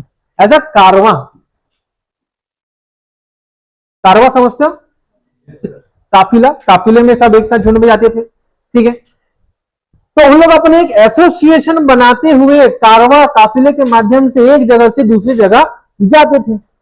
ओके, अब एसोसिएशन बनाए हैं, संघ बनाए हैं, तो जब संघ बनाए हैं तो संघ का कोई ना कोई क्या होगा, लीडर जरूर होगा। आपस में ही किसी को एक प्रतिनिधि मान लिए, रिप्रेजेंटेटिव मान लिए। ठीक है, अब रिप्रेजेंटेटिव मानने के बाद अब घोड़ा है। हो सकता है मान लो प्राचीन जमाने में रायपुर में राजा महाराजा रहते थे, यहां पर तो कलचुरी राजा रहते थे। कौन से राजा, नाम सुने? कभी नहीं सुने? कलचुरी। कौन से राजा? कलचुरी राजा रहते थे। यहाँ कलचुरी राजा है, मान लो इनको बहुत सारे घोड़ों की जरूरत है, सेना है, और सेना है तो घोड़े की जरूरत होगी। तो यहाँ वॉरियर्स लोग रहते हैं, आपको पता चला यहाँ पर रायपुर में घोड़े बेचने के लिए आए, तो आप तो एसोसिएशन बनाए हो, अब अलग अलग मुझसे बात करोगे तो क्या होगा? समस्या आएंगी। मुझे तो एक साथ बल्क में मुझे घोड़े चाहिए, आपके पास 10 घोड़े है, आपके पास 2 घोड़े है, किसी के पास कुछ और घोड़ा है, तो ऐसे में दिक्कत हो जाएगा। उससे लाख गुना अच्छा है एसोसिएशन बना लिए, आप में से ही किसी एक को रिप्रेजेंटेटिव के रूप में मेरे पास, राजा के पास भेज दिए। अब 1 to 1 में उनसे बात करूंगा, डील करने की कोशिश करूंगा। तो एसोसिएशन बनाने का बहुत अच्छा फायदा होता है। एक बार में ही मैक्सिमम लोगों का जो आर्टिकल्स है, सामान है, वो बिक जाता है। क्लियर है? तो एक एग्जांपल ग्रुप में मैंने घोड़े को लेके मैंने बताया था। एक और फायदा है एसोसिएशन बनाने का, क्योंकि मैंने बहुत पहले बताया था कि रायपुर, दुर्ग, ये सब इलाके पूरे जंगलों से घिरे हुए थे। ठीक है, अभी तो कोई जंगल नहीं दिखेगा, ये सारे के सारे जंगलों से घिरे हुए थे। अब आप घोड़े बेचने वाले लोग हो, अब यहां से मान लो आपको पता चला दुर्ग में मार्केट है, अब यहां से पैदल निकल गए घोड़े बेचने के लिए, कहां पर? दुर्ग में। जंगल है, लूटपाट नहीं होगा क्या? तो अगर अलग अलग अकेले अकेले निकलोगे तो आपके पास जो भी सामान है बेचने के लिए वो सब तो गया। बहुत सारे मेरे जैसे डाकू मिल गए तो बीच में लूटपाट लेंगे। लेकिन एकता में बहुत शक्ति होती है। अब सब एक साथ हो तो डाकू को सोचना पड़ेगा कि मैं लूटू ना लूटू। समझ में आ रहा है? डाकू जो होते हैं उनकी संख्या ज्यादा नहीं होती, 15-20 या कितना होगा, 50 तक होगा मैक्सिमम। लेकिन जब यहां से जब लोग कारवा के साथ जब जाते हैं तो बहुत सारे लोग होते हैं ना। तो एसोसिएशन बनाने का ये भी अच्छा खासा फायदा होता है कि आप लूटपाट से बच जाओगे, सेफ्टी वाली जो बातें हैं वहां पर आ जाएंगी। ठीक है। साउथ इंडिया में ऐसी ही कुछ एसोसिएशंस के नाम हमें मिलते हैं साउथ इंडिया में। कभी बार एग्जाम में पूछ देगा ये नाम क्या है, जैसे मणिग्रामम और नानादेशी सॉरी,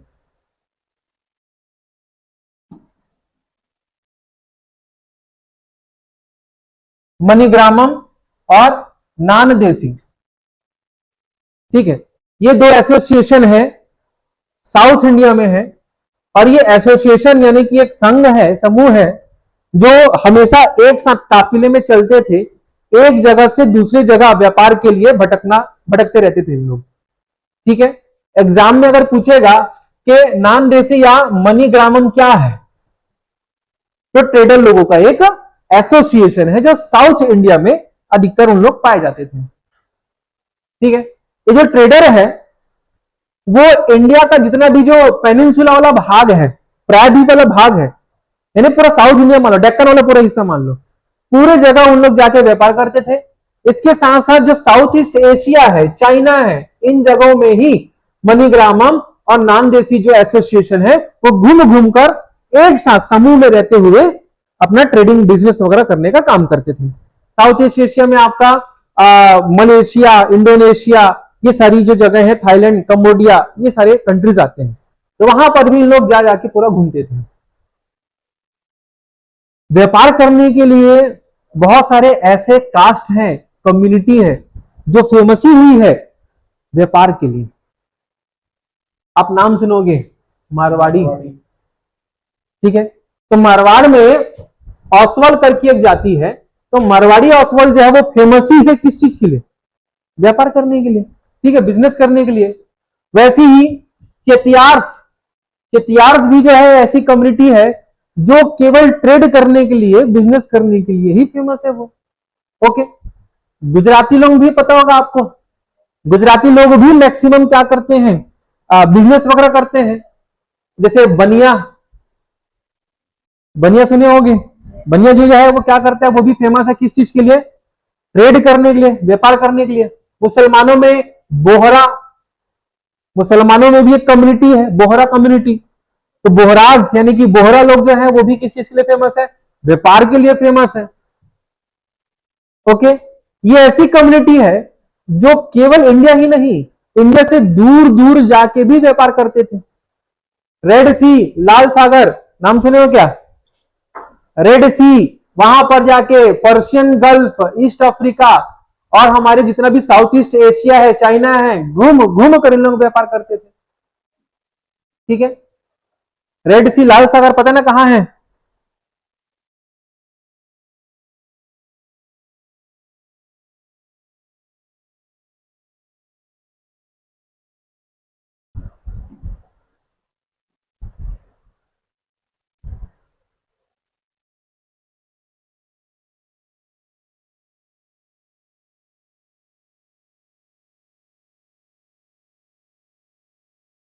ये क्या बनाया हूं?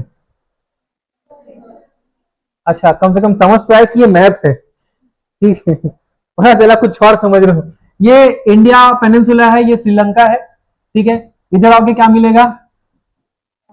है ना, पाक यानी कि शुद्ध, तो शुद्ध लोगों की जगह है।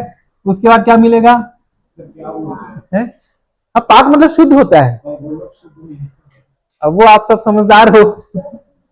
ईरान मिलेगा, इराक मिलेगा। ठीक है, उसके बाद यहां पर आपका सऊदी अरेबिया मिलेगा। और ये इधर छोटा सा एक देश है यूएई, जिसका कैपिटल क्या है? दुबई है। ठीक है, और ये अफ्रीका है। और जस्ट इसके ऊपर में आपको क्या मिलेगा? यूरोप वगैरह मिलेगा। इधर आपका क्या है? ग्रेट ब्रिटेन है। अंग्रेज लोग मिलेंगे यहां पर आपको। ओके, ठीक है।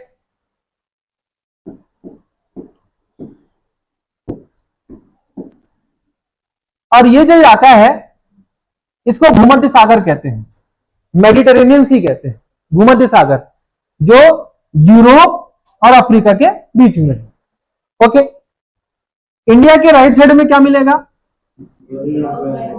बंगाल की खाड़ी। इंडिया के लेफ्ट साइड में अरेबियन सी मिलेगा। ओके, ये छोटा सा एक और ये एक जगह है, समुद्र है। ठीक है, इसको कहते हैं रेड सी, लाल सागर। ठीक है, ये रेड सी है। तो यहां तक, और अफ्रीका के ईस्ट वाला भाग पूरा, तो इंडिया से इन इलाकों में अरब हो गया, रेड सी हो गया, इन इलाकों तक पूरा अच्छा खासा ट्रेड वगैरह इन लोग घूम घूम के करने का काम किए हैं। ओके, ठीक है। ये कौन सा इलाका है? कौन सा है भैया? ये कौन सा समुद्र है? किसी को पता है क्या? अच्छा, ये गल्फ किसे कहते हैं?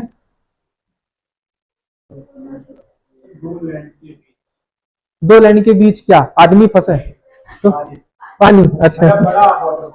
हाँ ठीक है। गल्फ मतलब होता है खाड़ी। गल्फ मतलब खाड़ी, एक ऐसा वाटर बॉडी जो तीन साइड से पानी जमीन से गिरा हो। एक ऐसा वाटर बॉडी जो तीन साइड से जमीन से, लैंड बॉडी से गिरा हो, उसे हम क्या कहते हैं? गल्फ कहते हैं। छोटा है तो गल्फ कहेंगे, बड़ा है तो बे कहेंगे। क्या कहेंगे? हाँ, बे कहेंगे। क्या हंसते हो? कोई भरोसा नहीं है, कुछ भी सोचते हो। वैसे यहां पर बंगाल है, बांग्लादेश, वेस्ट बंगाल सब है। और ध्यान से अगर देखोगे तो ये जो है एक ऐसा वाटर बॉडी है जो तीन साइड से जमीन से घिरा हुआ है, इसीलिए इसे हम बे ऑफ बंगाल कहते हैं। ये बड़ा है इसीलिए बे कहते हैं, इससे छोटा होगा तो क्या कहेंगे? गल्फ कहेंगे। हिंदी मीडियम को कोई टेंशन नहीं, दोनों के लिए खाड़ी शब्द इस्तेमाल होता है। अच्छे हैं, ठीक है, खाड़ी ही शब्द है, इकलौता शब्द है खाड़ी। तो वैसे ही ये जो इलाका है आपका, ये इलाका, सॉरी ये अलग हो रहा था, ये इलाका जो है ऊपर में ईरान है, और ईरान का प्राचीन नाम क्या है? पर्शिया। तो ये पर्शियन गल्फ है, फारस की खाड़ी। क्या है? फारस की खाड़ी। फारस कहते हैं पर्शिया को, फारस की खाड़ी पर्शियन गल्फ है। तो यहां से भी अच्छा खासा ट्रेड हुआ करता है, व्यापार हुआ करता है। अभी होर्मुज नाम का जो स्टेट है बहुत फेमस है, ठीक है। होर्मुज का प्राचीन नाम होर्मुज, होर्मुज अभी बोलते हैं। तो इंडिया से इतने जगहों में इन लोगों का ट्रेड वगैरह चलता था, ठीक है। यहां पर लिखा हुआ है Arab, Persian, Chinese, Jewish, Syrian Christian trader. तो यहां के लोग भी इंडिया में आके ट्रेड करते थे। ईरान से आ गए, अरब से आ गए, अफ्रीका से आ गए। यहां पर आप ज्यूइश लोग रहते हैं, यहूदी लोग रहते हैं, कहां पर? ईरान में, ठीक है। तो ईरान से भी यहां पर लोग इंडिया में आके अपना व्यापार करते थे। केवल आस पड़ोस के ही लोग नहीं आते थे, बड़े बड़े दूर दूर के जो देश हैं वहां से लोग भी इंडिया में अच्छा खासा आते थे, ठीक है। इंडिया में आते थे और इंडिया के लोग भी अलग अलग जगह जाते थे। जैसे फॉर एग्जांपल मैं आपको बताऊं तो इंडिया से यहां से लोग चले गए कहां पर? अफ्रीका चले गए। ये जो रेड सी है, ये रेड सी है, यहां पर भी चले गए लोग। और जाने के बाद इंडिया का जो प्रोडक्ट है, जो इंडिया जो है जिस चीज के लिए जीआई टैग्ड है, यानी कि एकदम जो इंडिया में ही मिलेगा, जैसे कि आपका मसाला हो गया, यहाँ रुई जो है, कॉटन जो है बहुत फेमस है, तो कॉटन की जो क्लोथ्स हैं, कपड़े हैं, वो इंडिया के लिए बहुत फेमस है। सिल्क भी इंडिया में बहुत अच्छे टेक्निक आ चुके थे चाइना के बाद में। तो इंडिया बहुत सारी चीजों के लिए फेमस था, क्लियर है। तो इंडिया से जो बहुत सारे सामान है वो सब इन्हीं के रास्ते अफ्रीका पहुंचा, अलग जगह पहुंचा। और एक बार अगर ये रेड सी में आ गए, लाल सागर में आ गए, यहां से यूरोप कितना ही दूर है, पास ही तो है, क्लियर है। तो यहाँ के जितने भी जो ट्रेडर हैं अलग अलग जगहों में जाके अपना व्यापार करते थे। केवल यहां नहीं, इंडिया के इस तरफ में अलग अलग देश हैं, इंडोनेशिया वगैरह, जकार्ता, जकार्ता उसका कैपिटल है ना, अलग अलग कंट्री है, सिंगापुर वगैरह भी वहां पर है, वहां पर भी जाके इन लोग अपना ट्रेडिंग करने का काम किए हैं, ठीक है। और अच्छा खासा हाई प्रॉफिट भी इन लोगों ने कमाया है, ओके।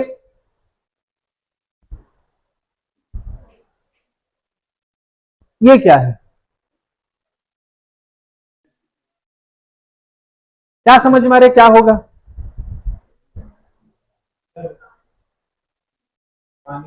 पानी वानी पीने काम आता है। ये एक कैंडल स्टैंड है, मोमबत्ती रखने की जगह है, ठीक है। अब कैसे मोमबत्ती रखते हैं आप लोग थोड़ा इमेजिन कर लो। अब ये मोमबत्ती रखने की जगह है। बहुत सारे ऐसे जगह हैं जो अपने विशिष्ट चीजों के लिए, बनावट के लिए बहुत फेमस है। जैसे बस्तर जो है, बस्तर जो है अपने आर्ट्स के लिए फेमस है। बस्तर में बहुत सारे ऐसे क्राफ्ट पर्सन हैं जो एक खास किस्म के डिजाइन को ही बनाते हैं, ठीक है। जैसे बस्तर में एग्जाम्पल ढोकरा, क्या चीज? ढोकरा, ढोकरा वोकरा नहीं बोल रहा हूं, ढोकरा। ये ढोकरा जो आर्ट है वो बस्तर में बहुत फेमस है। ढोकरा आर्ट जो है वो केवल केवल बस्तर इलाके में मिलेगा। वैसी झारा आर्ट, ये झारा आर्ट जो है वो छत्तीसगढ़ के जो नॉर्थ हिस्सा है, ठीक है, सरगुजा वाले इलाके में, वो फेमस है। ये क्या है? ये आइडल मूर्ति बनाने का एक तरीका है, ठीक है, कि स्टाइल है मूर्ति बनाने का, आइडल बनाने का, ठीक है, या मेटल आर्ट है, ये सारी चीजें ऐसा आप बोल सकते हो। तो ये किसी स्पेसिफिक जगह में ही वो फेमस है। वैसे ही पूरा इंडिया जो है अलग अलग जगह जो है वो किसी ना किसी क्राफ्ट के लिए फेमस रहा है हमेशा से। तो एनसीईआरटी में फिलहाल हमें कुछ क्राफ्ट के बारे में बताऊंगा। बीदर आपने नाम सुना होगा, नाम सुनो बीदर, कहां सुने हो जी? 5 important kingdom of the Deccan. जो डेक्कन जो है या दक्कन जो है, साउथ इंडिया पेनिनसुला इलाका है, वहां पर 5 इंपॉर्टेंट किंगडम थे, उनमें से क्या है? बीदर। तो बीदर जो है अपने आर्ट वर्क के लिए, खासकर कॉपर और सिल्वर के आर्ट वर्क के लिए बहुत फेमस था। वो बीदर वाला इलाका आज तक फेमस है। वहां से जो आर्ट, जो क्राफ्ट जो चीजें बनाती है उसको बीदरी नाम से जाना जाता है, बीदरी, ठीक है, बीदरी। वो इलाका फेमस ही हो गया, बीदर जो है, वहां से जितने भी जो क्राफ्ट मिलेंगे उसको बिदरी क्राफ्ट कहते हैं। अगर आप कहीं मार्केट में जाओगे, अगर कहीं लिखा होगा कि बिदरी क्राफ्ट है, तो समझ जाना वो बीदर वाले इलाके में बन के आया है। कहीं पर अगर लिखा है ढोकरा आर्ट है, तो ढोकरा आर्ट जो है वो कहां का फेमस है? बस्तर। तो वो कहां बना होगा? बस्तर में बना होगा। तो वैसे बिदरी, तो बिदरी क्या है, बिदर में बनने वाले कॉपर और सिल्वर से बहुत सारे जो आर्टिकल है, मेटल आर्टिकल, उसको अपन बिदरी के नाम से अपन जानते हैं। बहुत सारी जो कम्युनिटी है वो मेटल के लिए जानी जाती है। जैसे आप सबको पता होगा विश्वकर्मा जो कम्युनिटी है, जिसको पंचाल कम्युनिटी के नाम से भी जानते हैं, ये विश्वकर्मा कम्युनिटी जो है वो फेमस ही है कुछ न कुछ क्राफ्ट बनाने के लिए। इसके साथ साथ gold Smith, gold Smith community यानी कि सोनार, सोनार क्यों फेमस है, सोने के आर्टिकल वगैरह बनाने के लिए, सोने की चीजों को बनाने के लिए, ठीक है। ब्रॉन्ज स्मिथ मतलब वो तो तांबा हो गया। कसेर या कांस्यकार, कांसे का जो चीजें जो आर्टिकल बनता है उसको बनाने के लिए कम्युनिटी बहुत फेमस है, ब्रॉन्ज स्मिथ जिसको अपन कहते हैं इंग्लिश में, ठीक है। कसेर किसी का सरनेम तो होता है, ये सोनार सरनेम होता है, जो गोल्ड स्मिथ होते हैं सोनी लोग होते हैं, ठीक है। और कसेर भी लोग होते हैं, उन लोग भी फेमस है। ब्लैक स्मिथ यानी कि लोहार, ये कम्युनिटी भी एक खास मेटल से ही कुछ न कुछ बनाने के लिए फेमस है। वैसे ही मैसन और कारपेंटर लोग भी है। मैसन यानी कि जो मूर्तिकार लोग जो होते हैं, पत्थर के कारीगर जो होते हैं, पत्थरों से कुछ न कुछ बनाते हैं। और कारपेंटर तो फेमस ही है, ये लकड़ी से कुछ न कुछ बनाने के लिए फेमस है कारपेंटर लोग। तो ऐसी कम्युनिटी जो कुछ न कुछ क्राफ्ट वगैरह बनाते हैं, और ये सारी कम्युनिटी जो है ये बिल्डिंग्स ऑफ टेम्पल, मंदिर बनाने के लिए बहुत जरूरी है। मंदिर अगर बनाना है तो मंदिर के लिए आपको बहुत सारी चीजें चाहिए, राजमिस्त्री चाहिए, है ना। मैसन को भी आप काउंट कर सकते हो राजमिस्त्री में। मंदिरों में आपको मेटल की बहुत सी चीजों का इस्तेमाल होता है। मंदिर बना रहे हैं तो मंदिर में जो मूर्ति है वो हो सकता है ब्रॉन्ज मेटल का बना हो सकता है सोने का मूर्ति, मुकुट वगैरह पहनाते हैं सोने का मुकुट बनता हो, आ रहे समझ में। मंदिरों के चौखट बना रहे हैं तो वो लकड़ी का बनता हो। तो जितने भी जो क्राफ्ट पर्सन है सब के सब मंदिर बनाने के लिए बहुत ही जरूरी होते हैं। केवल मंदिर नहीं, महल बनाने के लिए, बड़े बड़े बिल्डिंग और तालाब वगैरह, रिजर्वायर वगैरह बनाने के लिए भी बहुत फेमस होते हैं। तो क्राफ्ट पर्सन में एक ऐसी ही फेमस लोक कम्युनिटी है जैसे सलियार और कैकोलार। सलियार और कैकोलार, सलिया जानते हो, जस्ट अभी पढ़े थे, सालिया, ठीक है। तो ये जो सलियार और कैकोलार ये एक ऐसी कम्युनिटी है जो क्राफ्ट मेकिंग का काम करते हैं, साउथ इंडिया में फेमस कम्युनिटी। एग्जाम में अगर पूछेगा कि कैकोलार या सलियार क्या है, तो सलियार और कैकोलार एक ऐसे कम्युनिटी है जो कि बहुत प्रॉस्पर है, किस चीज के लिए, क्राफ्ट मेकिंग के लिए।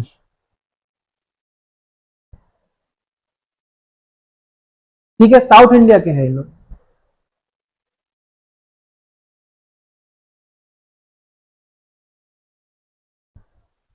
क्या आपको दिख रहा होगा ये क्या है,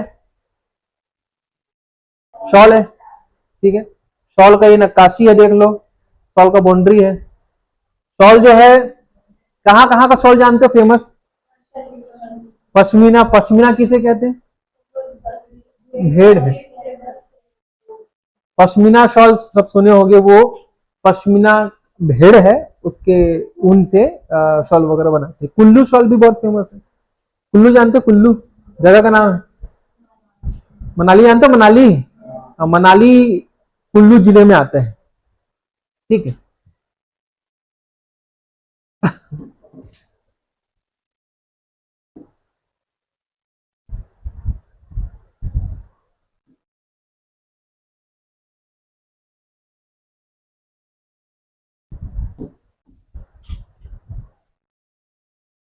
एक समय था अहमदाबाद जो है वो बहुत फेमस था कॉमर्शियल सिटी के रूप में, कॉमर्शियल हब के रूप में, ठीक है। अहमदाबाद जो है वो धीरे धीरे, अहमदाबाद कहां है, गुजरात में, धीरे धीरे धीरे धीरे एक कॉमर्शियल हब के रूप में, कॉमर्शियल सिटी के रूप में वो धीरे धीरे उभरा। आपने पहले पढ़ा होगा तंजावुर, तंजावुर जो है वो धीरे धीरे सिकुड़ने चालू हो गया, क्योंकि सारे शहरों का सबका अपना एक पीक पीरियड होता है, उसके बाद डाउनफॉल आना चालू। वैसे इंसानों का भी होता है, इंसान भी अपने लाइफ में कभी ना कभी एक पीक पॉइंट में जरूर पहुंचता है, बहुत फेमस होता है, धन दौलत हर चीज मिलेंगी, उसके बाद डाउनफॉल आना फिर चालू। उसी तरीके से अहमदाबाद जो है वो फेमस था, धीरे धीरे फेमस होना चालू हुआ, और उसी समय तंजाउर, हमने चैप्टर की शुरुआत तंजाउर से ही की थी, तंजाउर जो है वो धीरे धीरे डाउनफॉल की ओर आना चालू हो गया। ऐसा इसीलिए हुआ क्योंकि तंजाउर के अलावा भी बहुत सारे शहर उसी समय एट ए टाइम धीरे धीरे एग्जिस्टेंस उनका आना चालू हो गया था। तो अगर कॉम्पिटिटर आना चालू हो गया तो दूसरे का जो महत्व है धीरे धीरे कमजोर होना चालू हो जाएगा। वैसी ही एक जगह है मुर्शिदाबाद, नाम सुने हो क्या? मुर्शिदाबाद, अरे कलकत्ता के ऊपर में मुर्शिदाबाद, अभी मैप में एक जगह देखे थे, कलकत्ता के ऊपर में, हुगली नदी के बगल में। हुगली नदी जानते हो? हाँ, हुगली क्या है, कौन सी नदी है? गंगा की क्या है? डिस्ट्रीब्यूटरी है, वितरिका है वो, ठीक है। गंगा रिवर जो है उसका एक ब्रांच अलग हो गया, और उसी के बैंक में कलकत्ता भी है। मुर्शिदाबाद, मुर्शिदाबाद जो अभी वेस्ट बंगाल में है, वो धीरे धीरे कॉमर्शियल हब के रूप में डेवलप होना चालू हो गया। क्लियर है? एक समय ऐसा था कि मुर्शिदाबाद जो है वो कैपिटल बन गया था, बंगाल का कैपिटल बन चुका था, इतना फेमस हो गया, ठीक है। वो सिल्क का एक बहुत अच्छा खासा कैपिटल हो गया था, सिल्क 1704 में कैपिटल बना वो। 1704 में बंगाल का कैपिटल क्या था? मुर्शिदाबाद था। इस सिल्क के ट्रेड के लिए बहुत ज्यादा फेमस हो गया था। एग्जाम में अगर पूछेगा कि मेडाइवल पीरियड में मुर्शिदाबाद किस चीज के लिए फेमस था, क्या मंदिरों के लिए फेमस था, या मंडपिका के लिए फेमस था, या फिर मार्केट के लिए फेमस था, या बेल मेटल के लिए फेमस था, किसके लिए फेमस था? सिल्क के लिए फेमस था, ठीक है। लेकिन जितना जल्दी ये फेमस हुआ मुर्शिदाबाद, जितनी आसानी से, जितने कम समय में बहुत फेमस हुआ था सिल्क के लिए, उतनी आसानी से उतनी जल्दी डाउनफॉल इसका आ गया। क्यों? बंगाल में अंग्रेज लोग आ गए, ब्रिटिशर्स आ गए, और जैसे ही अंग्रेज लोग आए, अंग्रेज लोग अपने साथ में इंग्लैंड से कपड़े बना बनाया लाके यहां पर बेचना चालू कर दिए, क्योंकि इंग्लैंड में इंडस्ट्रियलाइजेशन, औद्योगिकरण आ चुका था। वहां इंडस्ट्री में सस्ते कपड़े बनने चालू हो गए थे। यहां तो हाथों से चरखा चला के बहुत सारी चीजें बनाते थे, कपड़े वगैरह। वहां मशीन आ चुके थे, अब मशीन से एक बार में बहुत सारे कपड़े जल्दी बनते थे, सस्ते बनते थे। तो बंगाल में मुर्शिदाबाद जो है वो सिल्क के लिए या सिल्क के कपड़ों के लिए बहुत फेमस था। अंग्रेजों के आने के बाद इनका आसानी से डाउनफॉल आना चालू। क्यों? क्योंकि यहाँ के सिल्क के कपड़े महंगे, और अमेरिका, इंग्लैंड से, मैंने अमेरिका बोल दिया क्या? सॉरी, इंग्लैंड है ना, ठीक है, माई बैड, इंग्लैंड है। तो इंग्लैंड में इंडस्ट्रियलाइजेशन चालू हो गया था, तो इंग्लैंड में वहां कपड़े बनते थे और इंडिया में आके बिकते थे, बंगाल में बिकते थे, वो सस्ते में बिकते थे। तो लोग तो सस्ता चीज खरीदेंगे ना, यही लोकल चीज जो है वो महंगा हो गया। इसीलिए मुर्शिदाबाद जो लोकल लेवल में सिल्क के कपड़े बनाते थे, वो उनका डाउनफॉल आना चालू हो गया। तो जितने भी जो आप कॉमर्शियल सेंटर आप देख रहे हो, वो कभी राइज होगा तो कभी फॉल भी आएगा, ठीक है। हम्पी, हम्पी के बारे में हम जानते हैं। हम्पी भी, तंजाउर हमने देख लिया, तंजाउर के आसपास का कुछ फेमस जगह उरयूर वगैरह भी हमने देख लिया। अब हम्पी के बारे में पढ़ते हैं। हम्पी जो है साउथ इंडिया में एक बहुत ही पावरफुल डायनेस्टी हुआ करता था, जिसका नाम है विजयनगर किंगडम। कौन सा किंगडम? विजयनगर, विजयनगर साम्राज्य। विजयनगर साम्राज्य का कैपिटल हुआ करता है हम्पी। विजयनगर साम्राज्य का कैपिटल क्या हुआ करता है? हम्पी। ये जो हम्पी है, ये कृष्णा और कृष्णा की जो सहायक नदी है तुंगभद्रा, उसके दोनों के बीच में है वो हम्पी, ठीक है।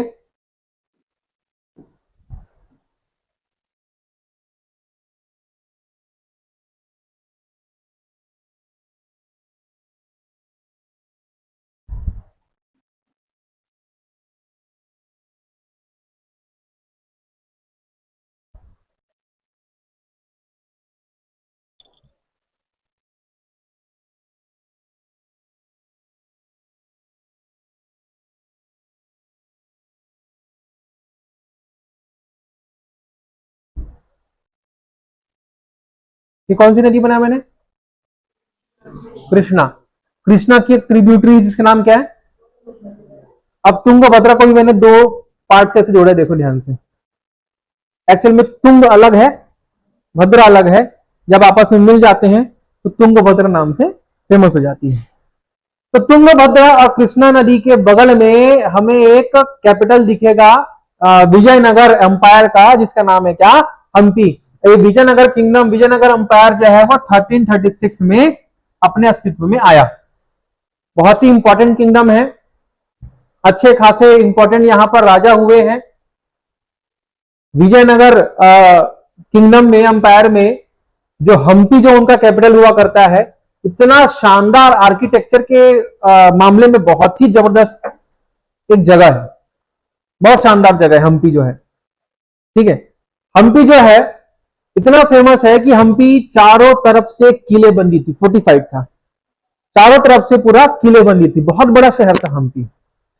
हम्पी जो है, अगर आप देखो यहां से, ये एक प्रकार के स्ट्रक्चर दिख रहे हैं, ये एक प्रकार का वॉच टावर है। वॉच टावर समझते क्या होता है?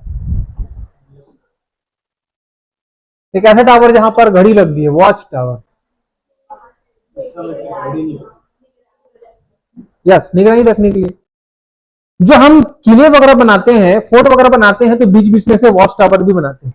वहां पर सैनिक जाके खड़े रहते हैं और बाहर की चीजों को देखने का काम करते हैं सुरक्षा की दृष्टि से। ठीक है, वॉच टावर है। तो उसका देखो कुछ अवशेष आज भी बचे हुए हैं।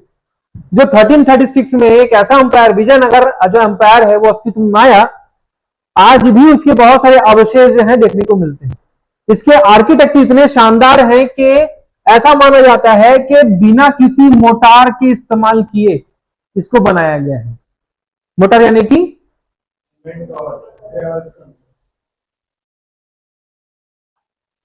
आप देखे होंगे, ये देखो ये क्या है, सीमेंट, और ये क्या बोलते हैं इसको हिंदी में, मैं बोल रहा हूं मैं, मसाला बोलते हैं मेरे ख्याल से, क्या बोलते हैं? मसाला ही बोलेंगे क्या? ठीक है, ये वाला मसाला नहीं, ये वाला मसाला, चिपकाने वाला मसाला। सीमेंट वगैरह, रेती गिट्टी वगैरह जब मिला के जो पेस्ट बनता है उसे हम क्या कहते हैं? मोटार कहते हैं। तो विजयनगर एम्पायर में मैक्सिमम जितने भी आर्किटेक्चर बने हैं उसमें मोटार का इस्तेमाल हुआ ही नहीं है। तो सोचो, जो पत्थर को आपस में बीच में, जब जैसे यहाँ रेती वगैरह और सब मिला के जब मसाला बनाते हैं तो ईंटों के बीच में अपन एक लेयर चढ़ाते हैं ताकि ईंटें जो है वो जॉइंट हो सके अच्छे से। लेकिन इसमें कुछ मसाला इस्तेमाल नहीं हुआ है, कुछ पेस्ट वगैरह इस्तेमाल नहीं हुआ है। तो सोचो कैसे ईंटें वगैरह, पत्थर की ईंटें होते हैं, कैसे पूरा महल तैयार किया गया होगा। ठीक है, इंटरलिंकिंग टेक्नोलॉजी को इन लोगों ने इस्तेमाल किया था। ये आपको एक बाउंड्री वॉल दिख रहा होगा, ये बाउंड्री वॉल दिख रहा है, ये सारे ब्रिक्स रखे हुए हैं, ये स्टोन ब्रिक्स है, पत्थरों के बने हुए ब्रिक्स है, और इनके बीच में कहीं भी कोई भी चूना पत्थर मसाला कुछ नहीं लगा हुआ है। बस इनको ऐसे जैसे तैसे करके अरेंजमेंट, इंटरलॉक करते हुए पूरा स्ट्रक्चर खड़ा किया गया है। ये वॉच टावर हो गया या इसके साथ साथ राजा महाराजा के महल हो गए, उनकी खासियत यही है कि कहीं पर भी मोटार का इस्तेमाल नहीं हुआ है, किसी भी पेस्ट का इस्तेमाल नहीं हुआ है, सब आपस में इंटरलॉकिंग ऐसे ऐसे उसको फिट किया गया, फंसा के रखा गया है, जिससे पूरा स्ट्रक्चर जो है वो खड़ा हो गया है। हम्पी बहुत फेमस है। विजयनगर साम्राज्य में, अंपायर में, एक आपका पुर्तगाल का एक ट्रेवल है, डोमिंगो पायस, हम्पी आया था। और हम्पी में आने के बाद हम्पी का नजारा उसने अपने ट्रेवल अकाउंट में लिखा। यहां से क्वेश्चन अब क्या लिखा वो सब पढ़ लेना उतना खास नहीं है, बस अच्छी अच्छी चीजें थी यहां पर। यहाँ के नगर कैसे बने हैं उसके बारे में बात किया गया है, इंटरलॉकिंग टेक्निक से बना है, सब उसमें लिखा है। लेकिन इंपॉर्टेंट बात यह है कि डोमिंगो पायस जो है वो पुर्तगाल से था, और ये आया कब? 16th सेंचुरी में आया। कौन से अंपायर में आया? विजयनगर अंपायर में आया। इसके ट्रेवल अकाउंट से, यात्रा वृत्तांत से हमें विजयनगर यानी कि हम्पी के बारे में अच्छा खासा जानकारी मिलती है। डोमिंगो पायस कहां का है? पुर्तगाल का है, पोर्चुगीज का है। कब आया? 16th सेंचुरी में आया। कहां आया? हम्पी में, यानी कि विजयनगर अंपायर में आया।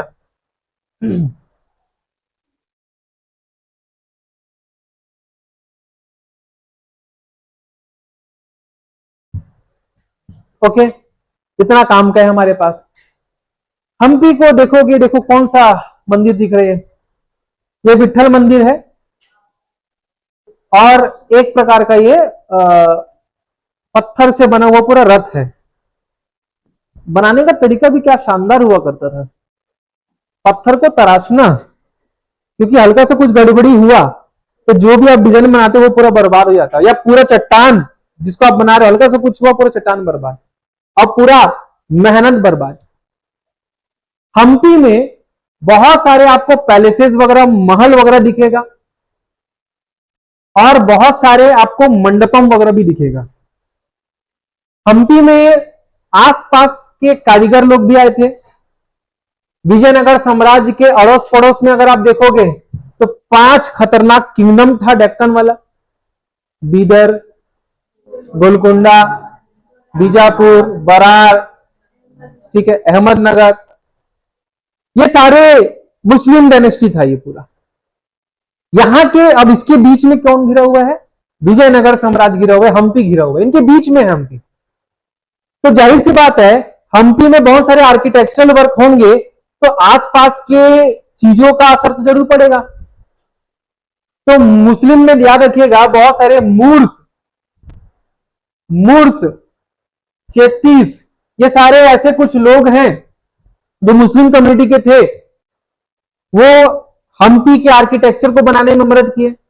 विजयनगर साम्राज्य में, अंपायर में बहुत सारे व्यापार हुआ करते थे, तो व्यापार में भी इन लोग यहां पर आके काम किए हैं पूरा, ठीक है। बहुत सारे मंदिर बने हैं, मंदिरों में मंडपम बने हुए हैं। एक देवदासी नाम का एक टर्म आता है, देवदासी। मंदिर वगैरह बनते हैं ना तो राजा महाराजा मंदिरों में बहुत सारे कार्यक्रम वगैरह कराते रहते थे। उनमें से एक कार्यक्रम है देवदासियों का। देवदासी भगवान को समर्पित एक ऐसी महिलाएं होती है जो भगवान से संबंधित ही कार्य करती है। तो यहां पर देवदासी जो है एक प्रकार का टेम्पल डांसर है, मंदिरों में नृत्य करने वाले दासियां हैं, ठीक है। तो एक कॉमन यहां पर आता है। विजयनगर साम्राज्य जो है वो याद रखिएगा बहुत सारे मंदिर बनाए हैं, लेकिन अच्छा खासा मंदिर आपको दिखेगा तो विरूपाक्ष का दिखता है। विरूपाक्ष भगवान शिव का ही एक रूप है विरूपाक्ष, इनके मंदिर आपको ज्यादा दिखेंगे। विरूपाक्ष, ठीक है। बहुत सारे ऐसे मंडप दिखे हैं जहां पर महानवमी का फेस्टिवल अच्छा खासा मनाते थे। महानवमी का फेस्टिवल जिसे हम आज नवरात्रि के रूप में हम जानते हैं, तो नवरात्रि में उन लोग एक सेलिब्रेशन करते थे, फेस्टिवल मनाते थे महानवमी का, वही उसी मंडपम में ही मनाते थे। लोग मिलजुल कर आपस में, राजा महाराजा भी एक जगह आके उसी मंडप में सब मिलजुल कर अपना पर्व वगैरह मनाते थे, ठीक है। लेकिन हम्पी जो है मैंने बताया विजयनगर जो साम्राज्य है वो 5 डेक्कन किंगडम से घिरा हुआ था। 1336 को विजयनगर साम्राज्य अपने एग्जिस्टेंस में आया और 1565 को समाप्त हो गया। क्यों? क्योंकि गोलकुंडा, बीजापुर, अहमदनगर, बरार, बीदर ये चारों तरफ से घिरा हुआ था और विजयनगर अंपायर पर इन लोगों ने आक्रमण कर दिया। इतना खतरनाक वो आक्रमण हुआ, आज तक पूरे इतिहास में जाना जाता है नरसंहार हुआ है। ऐसा ये 5, एक तरफ ये 5 लोग और अकेले कौन, विजयनगर के राजा, ये 5 साम्राज्य मिलकर आपस में बीच में जो विजयनगर साम्राज्य था चारों तरफ से हमला कर दिए। 5 लोग हैं, 4 तरफ से हमला किए और इतना खतरनाक टाइप का युद्ध हुआ, आज तक इतिहासकार उसको याद रखते हैं।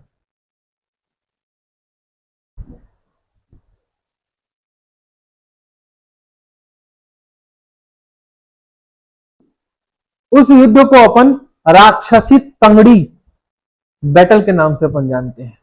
कब हुआ था? 1565 में हुआ था, राक्षसी तंगड़ी के नाम से जानते हैं।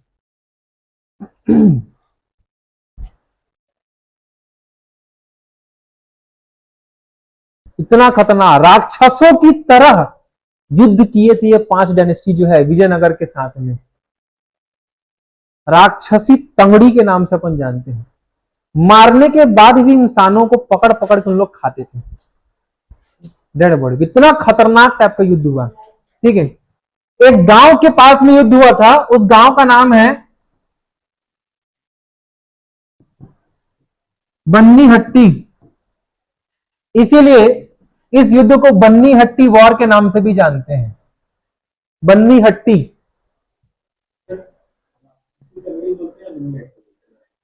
लड़ाई जो है वो बन्नी हट्टी नामक गांव के पास में हुई थी, इसीलिए इस युद्ध को बन्नी हट्टी युद्ध भी कहते हैं। और राक्षसी तंगड़ी क्यों? क्योंकि राक्षसों की तरह इस युद्ध में इन लोगों ने भाग लिया था और विजयनगर साम्राज्य का पूरा पतन कर दिया। डेट याद रखिएगा, 1565, यानी अकेला विजयनगर साम्राज्य और अगेंस्ट में 5 लोग।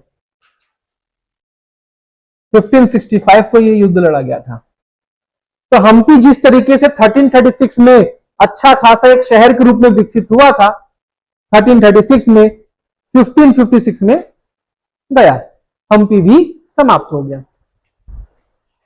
क्लियर है? अगला शहर है सूरत। सूरत कहां है जी?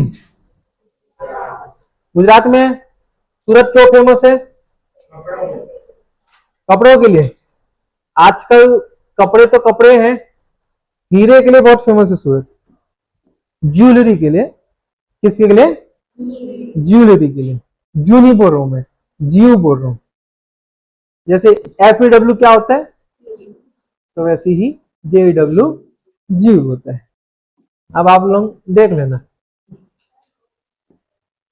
हाँ,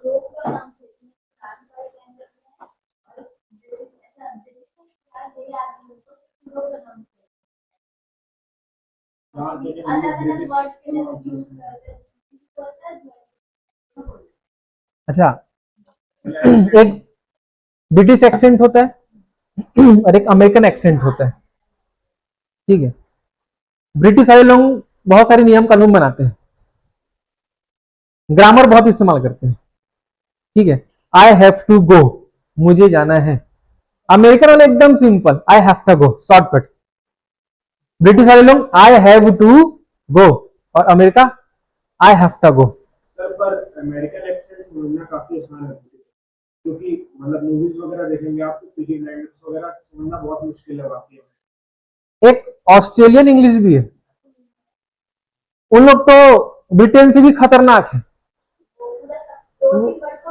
वो और इतना खतरनाक है कि इतना ग्रामर का इस्तेमाल करता है। भाई आई हैव टू गो, चलो ठीक है, अमेरिका वाला आई हैव टू गो, ठीक है। जैसे ब्रिटिश वाले लोग क्या बोलेंगे, आई हैव टू गो, ये कौन बोलेगा?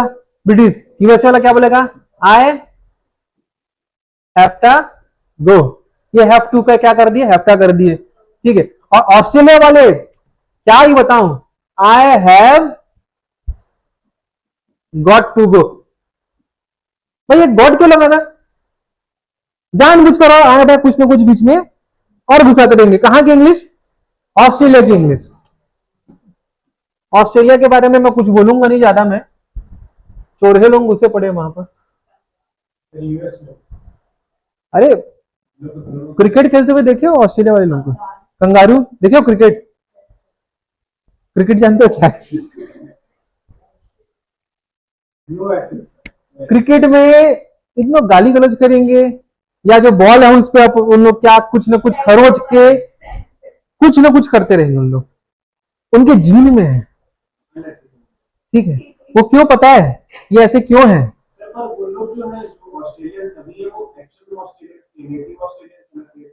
तो वही मैं बता रहा हूं आपको। काला पानी की सजा सुनो। अंग्रेज लोग जो है अगर जेल में डालना होता था तो अंडमान निकोबार में सेलुलर जेल है, वहां पर जाके भेज देते थे, काला पानी की सजा। काला पानी क्यों कहते हैं? पानी काला नहीं है वो अंडमान निकोबार यानी कि समुद्र के रास्ते उस पर आपको एक द्वीप पे भेज रहे हैं, इसलिए पानी। और काला इसलिए क्योंकि 3 बाय 3 फीट का एक कमरा रहेगा, जितना आपका टॉयलेट रहता है उतने बड़े में पूरा उनको जिंदगी बिताना है। और सूरज की किरणें बिल्कुल भी नहीं दिखती, इसलिए पूरा काला काला दिखता है। तो ये जो क्या बोलना चाहिए, इम्प्रिजनमेंट जो होता है वो इतना खतरनाक होता है, काला पानी का नाम दिया गया। वैसे ही ब्रिटेन के या ब्रिटिश जो साम्राज्य थे वो अलग अलग जगहों से लोगों को, कैदियों को पकड़ के ऑस्ट्रेलिया में डाल देते थे, जाओ घूमो तुम यहाँ पर, इतना बड़ा द्वीप है, जानवर बहुत मिलेंगे, जाओ, सब पकड़ के वहां पर डाल देते थे। ठीक है, तो जो चोर उचक्के कैदी लोग हैं वो सब ऑस्ट्रेलिया में आके कैदी लोग हैं, और आजकल क्रिकेट खेलते हैं उन लोग।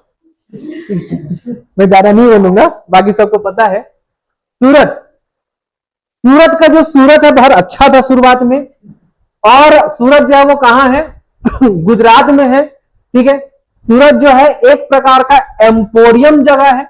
एम्पोरियम जगह उसको कहते हैं कि एक ऐसा जगह जहां पर दूर दूर से लोग आते थे और वहां पर लेन देन का काम करते थे। ठीक है, एम्पोरियम जगह है वो।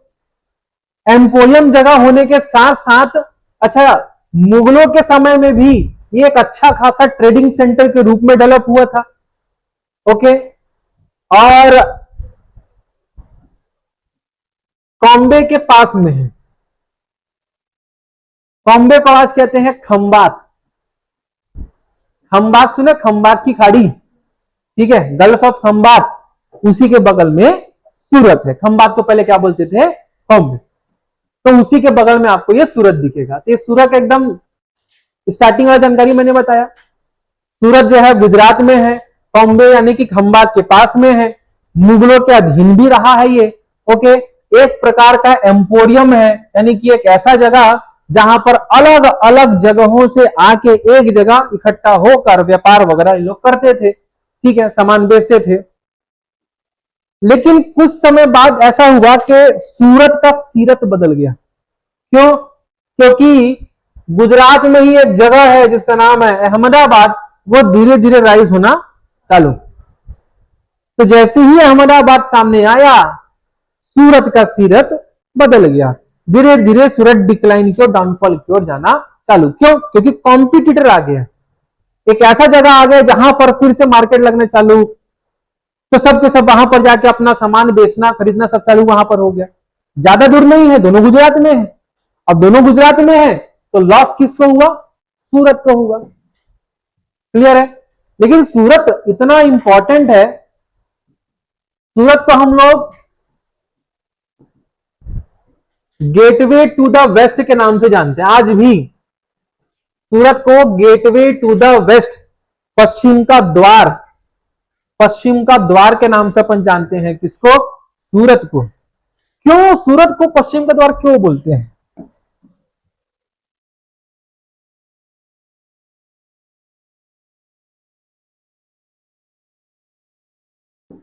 सूरत पश्चिम में है इसलिए पश्चिम का द्वार है क्या?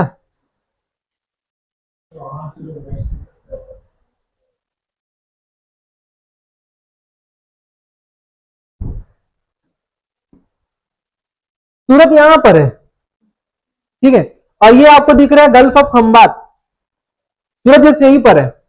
और यहां पर देखोगे तो अलग अलग जगह यहां पर मिलेंगे आपको, अरब मिलेगा या सारे कंट्रीज वगैरह मिलेंगे। सूरत इतना इंपॉर्टेंट सेंटर, ट्रेडिंग सेंटर है कि यहीं से अलग अलग जगह जाना चालू होता है समुद्र के मार्ग से। और ये आपका अरेबियन सी है, अरब सागर है आपका। सूरत जो है इसीलिए अपन पश्चिम जाने का एक रास्ता था, इसीलिए हम क्या कहते हैं, गेटवे टू द वेस्ट, पश्चिम की ओर जाने के लिए सूरत के जो बंदरगाह है, पोर्ट है, वहां का इस्तेमाल किया जाता था। ये पोर्ट सिटी है, ये बंदरगाह शहर है ये। क्लियर है? याद रखिएगा, इस्लाम धर्म का सबसे पवित्र जो स्थल है मक्का, कहां है? सऊदी अरेबिया में है मक्का। तो मक्का भी जाने के लिए इसी सूरत से आज भी इस्तेमाल होता है। ओके, मुंबई वगैरह तो है ही, लेकिन सूरत जो है मक्का जाने के लिए आज भी इस्तेमाल होता है। इसी सूरत से आज भी मक्का जाया जाता है, इसीलिए गेट टू मक्का के नाम से भी अपन जानते हैं। बहुत सारे मुस्लिम जो तीर्थ स्थल जाने वाले जो लोग हैं वो सूरत में आते हैं और यहीं से मक्का के लिए भी जाते हैं। तो इसीलिए गेट टू मक्का भी कहते हैं या फिर गेटवे टू वेस्ट भी कहते हैं। सूरत बहुत फेमस जगह है, ठीक है। सूरत इतना फेमस जगह था एक समय में कि यूरोप से आने वाले लोग भी सूरत में आके अपना इंडस्ट्री वगैरह स्टैब्लिश किए थे। जैसे डच लोग आए, पोर्चुगीज आए थे, पुर्तगाली लोग, डच लोग आए। डच यानी कि नहीं, नीदरलैंड के लोग, हॉलैंड के लोग, ठीक है। हाँ तो अलग कंट्री है ना भाई, वो डेनिश लोग हैं, ठीक है। डच यानी कि हॉलैंड के लोग, यानी कि नीदरलैंड। आज के समय में कंट्री जो है ना उसका नाम नीदरलैंड है, ठीक है। तो नीदरलैंड के जो लोग हैं उनको डच के नाम से जाना जाता है। और इंग्लिश, यहां पर इंग्लिश मतलब कोई लैंग्वेज नहीं है, जो इंग्लिश मतलब यहां पर लोग हैं। हाँ इंग्लिश, यहाँ इंग्लिश कहने का मतलब क्या है, ब्रिटिश लोग, ठीक है। तो ब्रिटिश लोग भी आए थे, पोर्चुगीज हो गए, डच हो गए, और ये अंग्रेज लोग हो गए। सब के सब सूरत में कहीं ना कहीं अपना फैक्ट्रीज बनाए थे इन लोग, अपना अपना माल वगैरह बेचने के लिए फैक्ट्रीज वगैरह यहां पर स्टेब्लिश किए थे, ठीक है। ब्रिटेन के लोग, या आप अगर कभी देखोगे तो यूरोपीय जो कंट्रीज हैं वो कंपनी के रूप में जब इंडिया आती थी तो फैक्ट्रीज बनाती थी। अब फैक्ट्री का मतलब आज का फैक्ट्री नहीं होता। जैसे आज फैक्ट्री से क्या समझते हैं अपन, जहां पर कुछ ना कुछ मशीन रखा हो, कुछ ना कुछ वहां पर मैन्युफैक्चरिंग कर रहे हैं, प्रोडक्शन कर रहे हैं। आज के समय में फैक्ट्री जो है वैसी इमेजिनेशन आता है, लेकिन उस समय फैक्ट्री का मतलब होता है ट्रेडिंग सेंटर। एक जगह लाके माल रख दिए, वेयर हाउस बनाया, ऑफिस वगैरह बन गया, यहीं से सारा माल अगल बगल या जहां भी सप्लाई करना है सप्लाई होगा, वो ट्रेडिंग सेंटर होता था। तो फैक्ट्री का मतलब क्या है, ट्रेडिंग सेंटर है। तो एक प्रकार का ट्रेडिंग सेंटर हुआ करता था सूरत में, पुर्तगालियों का, पोर्चुगीज का, डचों का और अंग्रेजों का, सबका सूरत में अच्छा खासा यहाँ पर ट्रेडिंग सेंटर हुआ करता था, जिसे हम लोग फैक्ट्रीज के नाम से जानते हैं, ठीक है। आने वाले क्लासेस में मैं चर्चा करूंगा हुंडी क्या होता है, ठीक है। उसके बाद जरी किसे कहते हैं, आने वाले क्लासेस में इसको डिस्कस करेंगे। आज के लिए इतने रखते हैं, खत्म करें, पक्का झेल लिया मेरे को। चलो कल मिलते हैं, तब तक के लिए जय जवाहर।